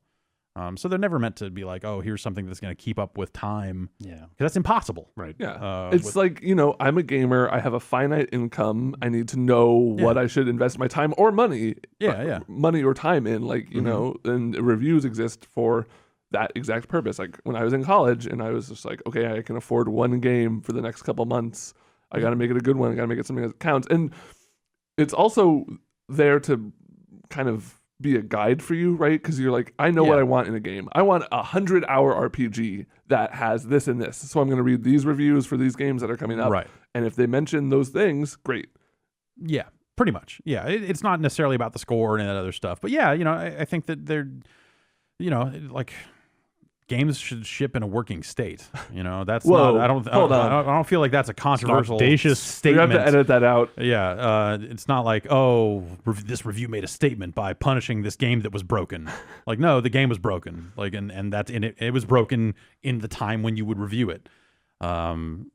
So you're trying to let people know, hey, here's what this game is, and in a certain time frame, if that game is fucked and doesn't get fixed quickly, like, a lot of games, there have been cases where like, I'm reviewing a game and it's like totally broken and oh wait, they actually fixed it. Or hey, and some, it's like server stuff, especially like if you wrote a Friday the 13th review right now, Jason, you'd be like 0 stars. Yeah. Game is not playable. Mm-hmm.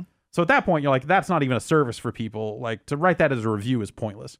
That's like a headline. That's like a headline. That's a news story. That's a, hey, we're talking about it on a podcast. Like, I think the people that get hung up on reviews and scores and try to play some weird sick game about like what game did better than this and meta scores and all this other shit. I guarantee you there's going to be a lot of like review score controversy around Far Cry 5 when that comes out. Yeah, probably. Because people trying to pin it as like, they're making a statement. If you give it a good review, you're making a statement one way. If you give it a bad review, you're making a statement the other way. That's just dumb. Yeah. But yeah, all that stuff is not really that's putting too much emphasis on reviews, because ultimately, like, we cover games all over the place in a lot of different ways. Quick look at a certain segment of our time with a game that is occasionally after we've finished it, and sometimes is our first time with the game. I feel that if a game does change like significantly, over the course of time, like that sort of news, floats its way to the top and becomes relevant. Yeah. You'll hear about it. There are a million places to find that out. Right. But you won't see it reflected in, review scores if that's what you're, seeking out. But, if you're in tune with, the social media at the time, you'll find out, oh shit, there's some cool shit going on. Like, hey, they with fixed this thing, finally. or hey, this patch came out and they did this thing, and, and you're going to know that review is more or less invalidated. So what you're saying is Metacritic should aggregate all tweets about a game into an algorithm, and that algorithm will spit out a score. Sentiment analysis, and then I need algorithms to tell me what games are good. Well, it's in some ways it's like what Steam tried to address with the way that they split up user reviews. With like, overall it's mostly positive, but recently it's super negative because they broke it, you know, or something like that. And that's a problem, or that's something that is probably worth spending some time on. I don't know that I like the way that they're approaching it per se. I think that their approach to reviews in general is a little weird. I find it useful though. Like I read that stuff. Yeah, that stuff, in aggregate taken as like a piece of the puzzle, and you don't look at it and go negative, next. Like that's, you can't do that with anything. That's not what those reviews were meant to do. That's not what our reviews are meant to do. So yeah, it's just it's one part of an overall puzzle these days. Now, so more than ever. Like back in the day, you used to be able to say, like, oh, the review is the final word on this game because the game is set in stone. They burn it on a disc and we're done. And so the review could be the thing that, like, anytime you go to that game page on this website, the review is the first thing staring at you, because obviously that's why you're here. You don't care about the news story where we posted 3 screenshots, like whatever the fuck. It's like, here's what this is, question answered, to move on.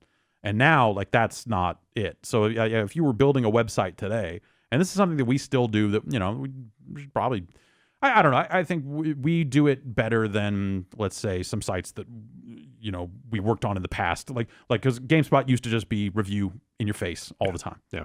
And now, like, our review, the final word on this game from now until the end of time. And it's the most prominent thing forever. Yeah. Where now, like, that stuff rolls off the page in a lot of ways. Like the way we promote reviews on the game pages and stuff like that, we kind of acknowledged at some point, like, the review is only the most important piece of content on a page. This is when we were redesigning the site after we got bought, and we were talking about it a lot in context of GameSpot as well. of just like, the review is actually only valid for a period of time. So it shouldn't, 2 years later, you go to a League of Legends page, you see that 8-year-old review staring at you. That thing's fucking worthless. Yeah. Like, it should scroll down the page. Keep it there for historical purposes, just like you keep everything. Yeah. But at some point, and that opens up the door for like, should you re-review something years later and all this other stuff? And that just, different staffs of people are going to spend their time differently and what they value. But like, I think by and large, we handle that stuff in podcast form, in other forms. Brad, let's review Dota every time there's a patch. Okay. Including like 7.03C and 7.03D. I just want like a video reviews for every Dota. That's just you guys just going, still a 5, a high 5. And then you high 5, and then it shows the 5 stars. Dota. That's it. All right. Dota's a bad game, though. It's bad. The problem is getting worse. The problem is it's getting worse. But then it's you guys going, Dota's a bad game. 5 stars. All right. And then you high 5, and then the stars appear, and they gleam, and it says Dota 2. Well, a chest appears, and then it unlocks, and then 5 stars come out of it's it. like 5 pictures of you guys spin around really fast and slowly disappear. It's a bad game that makes me feel bad. I have it installed right now. Oh? Why? I told you I have a level 75 battle pass. Wait, what? I am interested in their co-op thing when that comes Oh, out. okay, Yeah. sure. I want it got pushed. What was the It got pushed 1 week. Oh, it did? Yes. Sucks. Yeah. I missed that. 75 was what, $35? Yeah. Oh, Wow. Don't you get the co-op stuff with just the $10 pass, right? Now you got those extra items though. Yeah. Did you open all those boxes? I did. Nice. I wasn't sure if I should keep them unopened and sell them as unopened, or there are a bunch of protections around that stuff now. I think if you mouse over it, it'll say like this will only become tradable and marketable after the X battle date. pass season usually. And sometimes it's 3 months away. Sometimes it's like a year. Yeah. So yeah, those would be worth nothing because I have no bazillion idea. people. Yeah, so you should just give them all to me because they're I not opened worth them all. anything. Yeah, and Did you get and rare? No, No I got rares, no nothing- ultra rares? No nothing- immortals? No, Damn it. nothing good. I spun the wheel a bunch. That was not fun. Yeah. You got to hear some quips though from I did. from Crystal Maiden and She's her like, sister Lena. You're spinning the wheel. I'm a wheel spinner. I hit Like, whatever the fuck 4,000 it was. on what is it? Slark's Riptide Rampage. Oh, what? I fucking hit a 4,000. That's like the second highest one. My highest Jason, has he hit a been one. 4,000.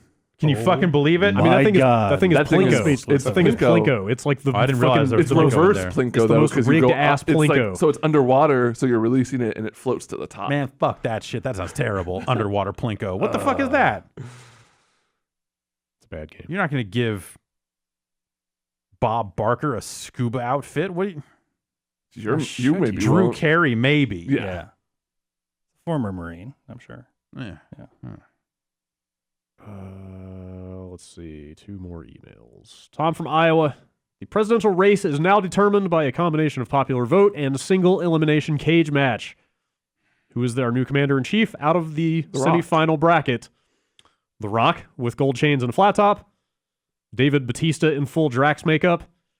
Terry Crews as Camacho. Vin Diesel in a tiny Subaru.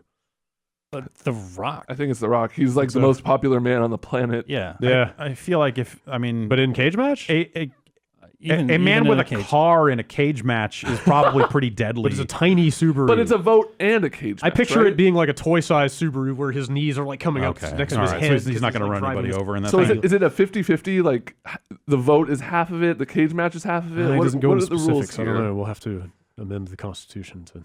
Because I feel like The Rock could finish top 2 in the cage match. Maybe he loses to the car, but Terry Crews is pretty big. Do you think too. The Rock is genuinely the most buff person on that list? No, I think No. Terry Crews is. Is I don't know. More chiseled, for sure. You think? Yeah. Rock is pretty Batista big is also these days. very big. So Is he so I've is heard. Drax the Guardians of the Galaxy character? the Yeah. dick He's the pic guy guy. with the weird Who doesn't understand irony? blue makeup or whatever. Red. Red. Yeah. Uh, He goes, ha ha, a lot. Oh. the number of people that I see genuinely suggesting that The Rock run for president means I'm gonna have to go with The Rock. Yeah.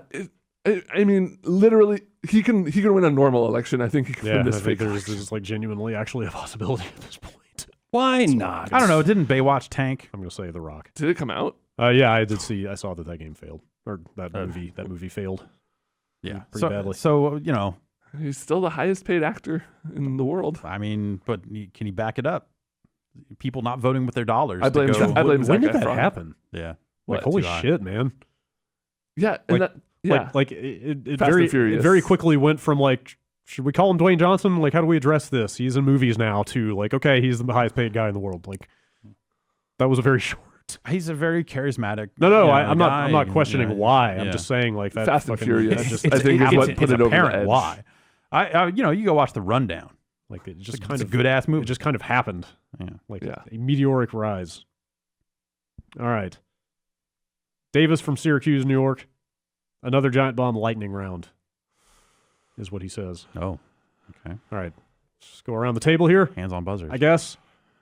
You ready? Let's go this way. Okay. Dark Souls or Monster Hunter? Dark Souls. Monster Hunter. Dark Souls. Dark Souls. Dark Souls wins. Ho-Hos or Twinkies? Ho-Hos. Twinkies. Ho-hos. I don't think I've ever had a ho-ho. They're like the ones that are rolled up, little chocolate ones. I don't like. Yeah. Ooh, that sounds good. Yeah. Can I They're say a little more cakey. I've never had a little one. less I've never spongy. had one, but I'm going to say ho-ho. Nope. It's not a good consistency. No? No. it's The better than ratio is Twinkie. bad. I like yeah? I like Twinkies a I lot. don't like Give me a- Twinkies very much. I can't. I have not had I love either of those Twinkies. things, and I don't know. Yeah, how that's long. true. I also haven't. Yeah. Since they went bankrupt and came back. Right. Yeah. Ham or bacon? Bacon. Bacon. Yeah. Bacon. Ham's Like 9 times out of 10, I'll take a ham sandwich. Ham is pretty versatile. Yeah, there's a lot. Good you can ham do and with Swiss. ham. Yeah, sure. but Bacon. You can put them practically anything. yeah, Ooh. bacon's You more can put versatile. ham on anything. I mean, you can put a ham on a hamburger if you want to. No one's stopping you. But Would it be good? I don't know. What if you ate an That's the entire thing. ham? I can't. Is it a honey? I'm gonna go with ham. glazed? Ooh, Okay. you know, like if we're talking prime ham. Yeah, dude, ham. Like, Like I said, versatile. like Spanish ham, Yeah. you know, just like, it's close, but I still Yeah. got to go We're not- overall Like, bacon. we're not talking See, I about can't- ham. We're talking about a ham. Yeah. That changes the conversation. Bacon's super versatile, but I don't know if I can eat it like a ton on its own. It's a great accent. Yeah, that's kind of where I'm at. Huh. That's where I'm at. But still, I'm going bacon. ham for me. Soul Calibur or Samurai Showdown? Oh, shit! That 2D versus 3D. Samurai choices. Showdown. Soul Calibur, just because Samurai Showdown really took a dive later on. Yeah. Yeah, because Soul Calibur has been great all along. Samurai Showdown easily. This isn't even. How are we even having this conversation? Because Soul Calibur Soul remained Calibur is pretty pretty good good. Oh, it throughout. didn't, though. Yes, it No, it did. didn't. Oh, it totally did. Yoda. Fine, now fuck that. I'm gonna say, Yeah, exactly. See, fuck. That's what I'm saying. Yeah, whatever. Brad. I'm gonna say Soul Calibur on the strength of that Dreamcast game. Okay. Links in Soul Calibur. It's pretty good. In Living Color or The State? I haven't seen. Oh, yes, I have. The State. Yeah, the state. State. Yeah, I'd have to go with The State. No Jim Carrey in that, so I'm good. But that's kind of that could go either way. In Living Color, like there was some. There was some good stuff. Yeah, amazing totally. There was stuff. some I haven't pretty good seen enough stuff of in it. Living Color. Kind of uneven though, Sure. from what I remember. Yeah. I mean, there are very Yeah. few sketch shows I was gonna that say, aren't. yeah. Well, the that's- state that's definitely sure. has its moments of that are like, it's amazing that you did this. Less so in the quality of the thing, but and that book the state put out is really Yeah. Oh, I did a should check book? that out. I've always wanted to. Like recently or good. No, back no, then? back then. It's called State by State with the State. It was like Huh. a travel guide. Well, some of these I kind of almost have no opinion. Earthbound or Chrono Trigger? Earthbound. Chrono Trigger. I don't care. Chrono Trigger for me. I like the quirk of Earthbound. Yeah. Quite a bit. Actually, I'd probably say Chrono Trigger too. I every time I try to play Earthbound, I walk away from it very early. Yeah. Like, doesn't do it. Kurt Russell or Steven Seagal? Kurt Russell. That's super easy. Yeah. That's super Kurt easy. Russell is the serious answer. Steven Seagal's garbage. I mean, He I'm is not kinda disagreeing garbage. with Even you. at his best, he's good garbage. I'm not disagreeing with you. Oh, yes, yeah. He's Yeah, got a Kurt ponytail. Russell. That's the only thing he's got going for him. Yeah, Kurt Russell. Okay. Yeah, Kurt Russell. Yeah, I mean, yeah. There's only one legitimate answer there. There is an ironic answer. Kurt Russell's never been to North Korea. I mean, yeah. It's I don't know what a that you world know of. like Yes. without like Steven Seagal movies would be like. Did so. he go to North Korea he's like, he's buddying up with Dennis Rodman? Like this is part of the same initiative of like Hollywood people going to meet with Celebrities them because he's obsessed with Becoming Hollywood. friends with Kim Jong Un? Yeah. Great. Awesome. The future's terrible. Family Feud or Jeopardy? Jeopardy. Birdie? What? Family Feud. Yeah, It's close. the feud. I gotta go with Jeopardy. I say Wheel of Fortune over both. Ooh, no way. What? You are crazy. Hmm. No way. Wheel of Fortune is so boring. I like classic Family Feud. I wouldn't want to watch anything past I want Richard Dawson hosting my Family Feud. Sure. Kissing ladies. Yeah, no Richard Karn, no Tom Bergeron or no? I'm thinking Bergeron. No, I don't think he hosted. No, anyway, Family Feud's pretty good. Don't get me wrong. Yeah. Louis Anderson. That's right. my Family There Feud. you go. That's my business T-shirt. That's my Family Feud. How long did he Picture last? of Louis Anderson. Not long. No, long enough. He was hosting it. Was it Richard? No, who was hosting it in Las Vegas for a while? I don't remember. Ray Combs, I think, was maybe doing it there for a while. Yeah. No more, but UT or Quake? I've never played enough Quake, so UT. Oh man. I played a lot of Tournament 2003 UT. What the hell? boy, come on. There's only one real answer here. I understand the other argument, but Yeah. it's Quake. It's it's Quake. If you're asking me which is more important, I'll Right. say Quake. Yeah. 100%. But I love UT more than UT's not bad. I installed the new UT over the weekend and played some of that. It's weird. Still making that. Yeah, like they had an update this month. You know, they're still working on it. It's, UT is the game that made me fall in love with sniping. Okay, that's fair. Yeah. The Simpsons or South Park? Oh, Simpsons. Yeah. A million times over. Whoa. We're going to have trouble in this room if somebody doesn't say The Simpsons. It's Simpsons, I think. Yeah. yeah, it's I don't know. I feel like they've both kind of long yeah. outlived Yes, their usefulness. definitely. Of course. Yeah. South Park has done some amazing stuff, though. But Yeah, sure. No, but The Simpsons is my favorite TV show of all time. It's just so like it's so good. It's so ahead of the time. Like Yeah, like not. you can go back and watch any episode of season 1 through whatever 9, 11 9-ish.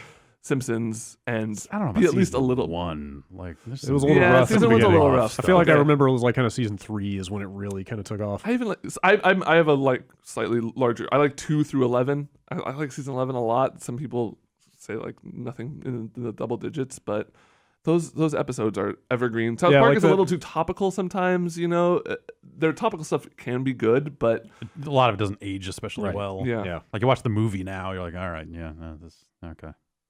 But they made a musical though. Yeah, like it was amazing. it was pretty bold. At the time, Yeah. for sure. Yeah, like that heyday of like who was writing The Simpsons then? Like Conan O'Brien and who else was? I'm trying to remember. Bob Odenkirk was writing on it for a while. Odenkirk, yeah. Right?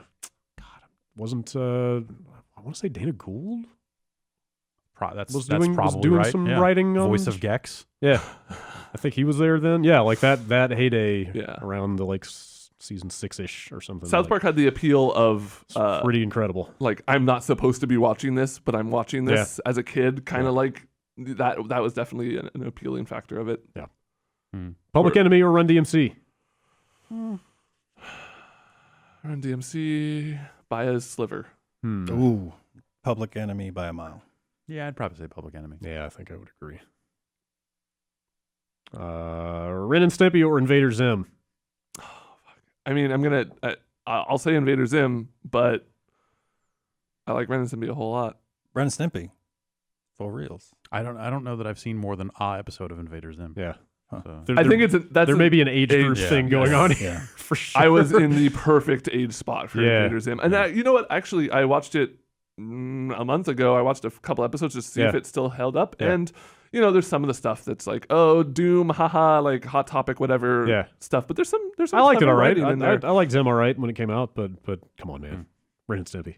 Ren and Stimpy was too weird for me Yeah. at my age. Exactly. Like too No. weird. Well, what were you could- like in I was prepubescent? I was an Okay. elementary school Okay, yes, that's kid, maybe, and it freaked me out a little bit, Yeah. but like in a good way. I definitely appreciated it, but my mind couldn't process why it was good at that age yet. It took me like I didn't like Ren and Stimpy when it first came on. Like it was something that like maybe 6-9 months afterwards I kind of got into or something. But it was like on first viewing, I was just like, this doesn't. I don't know.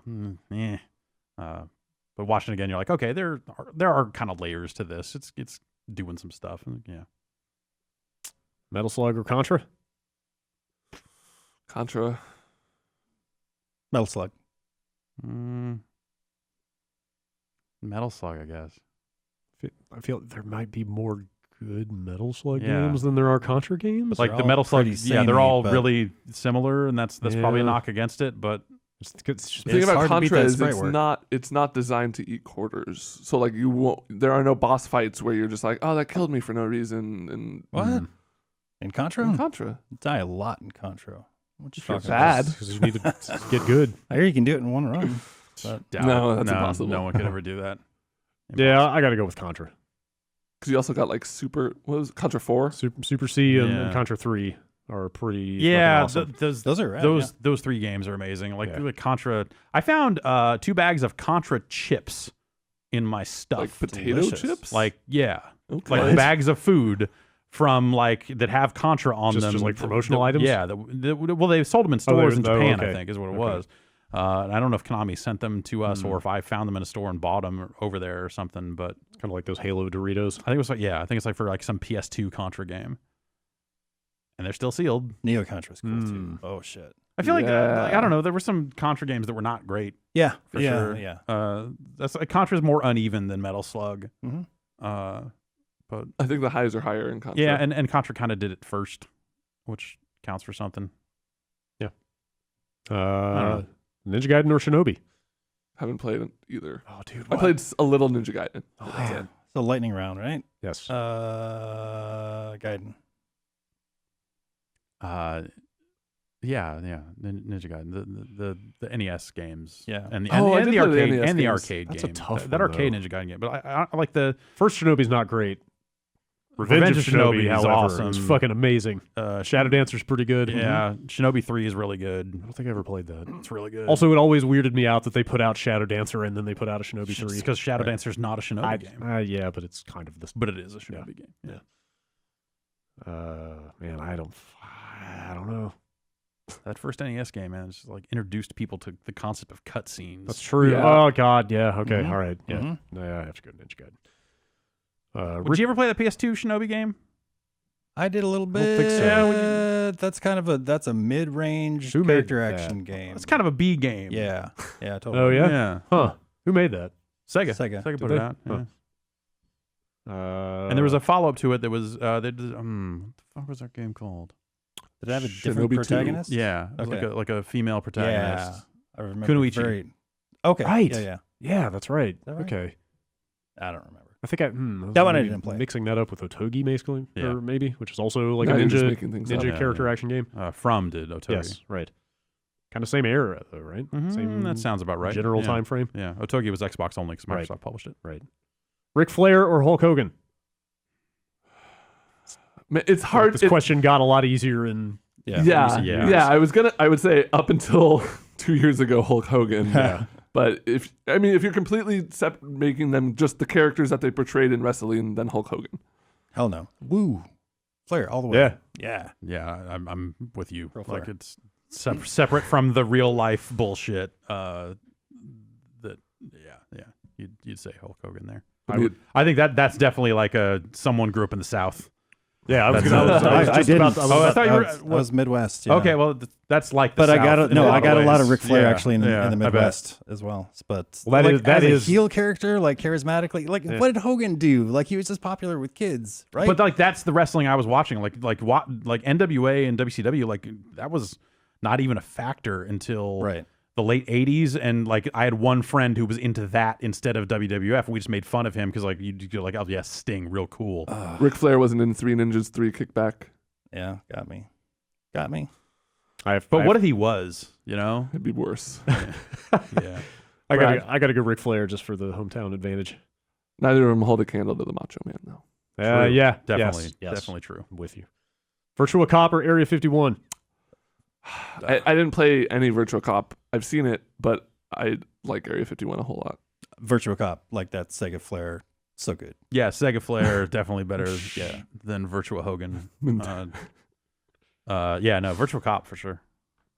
Area 51 is like it's like a canned FMV game. Yeah. Oh, right, Man. it was FMV, wasn't it? Kind of, sort of, Or sort of like not yeah. quite, Yeah. but more realistic. We're talking Revolution X. Yeah, I was then gonna say might like change my Area, mind. 50, Area 51 begat Revolution X, right? Basically. No, it was the other way around. It was the other way around? Yeah. They had it at the Roxy. Terminator 2 begat Okay. Revolution X. Yes. Okay. Sure. Yeah, I gotta go Virtua Cop. Yeah. Shoot them in different spots. Yeah. And they react. It's fucking awesome. This is the best part. Pretty good. Bonus question: PAX or Tokyo Game Show? I haven't been to TGS, so PAX. I would, the PAX, I guess. I haven't been to TGS. I'd need to put, That's a tough TGS. call for me. I'm saying TGS. If you've never been there. If you're I'm gonna asking say me TGS. like which one do I want to go to more, like right now the answer is definitely TGS. Yeah. But PAX is a better show. Yeah, Is it? Okay. there's just a lot more that we can do at PAX. Like, Yeah. Like, feel like- speak the common tongue. yeah, like TGS is a trade show that I feel like we have access to like 40 to 60% of. Oh yeah, Just due to like language barrier and stuff like that. Well, the cool part about TGS is just being in the area and being able to do other stuff. Like, Yeah. that's- Like the if I stuff can, surrounding if it I think of it definitely as a factors trip, in. I think I'd have to go PAX just for, I don't know, it's way more casual. Mhm. Well, keep in mind that like the last times that we went to TGS, we were covering games in a very Yes. different way. Yes, Like a trip we did now would, GameSpot TGS trip was not exactly the easiest trip yeah. work wise. all right, which would you rather go to, PAX Prime or PAX Prime, which is my gaming convention Damn. that I host out of my house? Hmm. I got Do you have Kool-Aid. All right. Do you have panels? Do you want to do one? Let's talk celebrities. What yeah, you got? I mean, yeah. All right, then yes, Sure. Okay. I do. Great. All right. Yeah. Doing a Are panel at utility Ben's kilts place. allowed? Oh, they're mandatory. Okay, good. I know you're covered. Yeah, I got mine. I'm uncovered. You know what I mean? Bombcast@giantbomb.com. Thanks for writing in. Thanks for listening, I guess. I guess we're done here. I guess. Thanks for done here. Thanks for listening, jerks. No, I mean, I No. guess that's unless anybody has anything to cover. It's kind of all E3 all the time around All here. three. Yeah. Yeah, it might be a late week for us that's- video-wise. I'm turned down on Thursday. Yeah. Turn Turn down service. Yeah, tearing down the studio. I'll tearing try and down. leave enough stuff for us to maybe do some ghetto things, or we'll do a call-in show on Friday. I don't know. We'll see. We'll figure something out. Yeah. But either way, we'll definitely like get Tekken in. Yeah. Before then, so we'll Yeah. have a video of that up on the site. Yeah. Danger Zone, some other stuff. Yeah. Like Check out some games. Star Trek Bridge Crew is out this week. and How I'm the not. hell do we cover yeah, that? I've been thinking about it for a while now, and we'll have to get the different versions in here and figure it all out. Since Get it's them a all synced up. seated game, Yep. we could theoretically move the Rift over to the sit-down PC. Yep. Use the VR PC with Vive stuff because the lighthouses have to be set up, Mm-hmm. and then set up a PlayStation VR somewhere. do in they a all? corner? Do Oh, all- yeah, do all they the are- versions They are talk to each other? supposed to talk. That I heard that they were supposed to talk to each other. Oh, that helps. Because Ubisoft said no one owns any of these. We need to do this. Right. Otherwise, this multiplayer VR game we have is never going to go anywhere. Yeah. So supposedly they did that work, but Okay. I don't know. I have not seen it. Then I got to get cameras and mics on. Yeah, you well, guys that's the other. too. That's the other part. We should figure that out. That would be fun. Get a bunch Yeah, of we'll GoPros. talk I about don't it. know. Yeah. Figure something out. Yep. One of these days. All right. But that might take some time. We might not even be able to get to that until after E3 at this Yeah. point. So we'll see. Yeah, not looking good. Yep. Sorry. We'll do something though this week. Yeah, totally. There'll be things on a website. Anyway, this has been the Giant Bombcast. Thanks for listening. We will see you back here same time next week.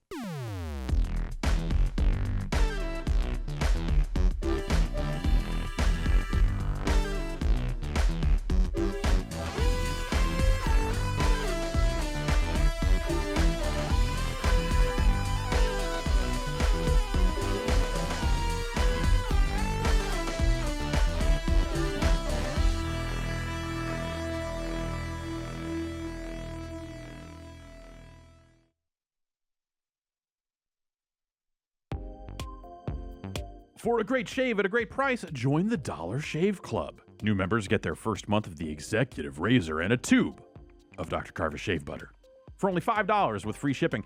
After that, razors are just a few bucks a month. That's a $15 value for only $5. Get yours at dollarshaveclub.com/bombcast.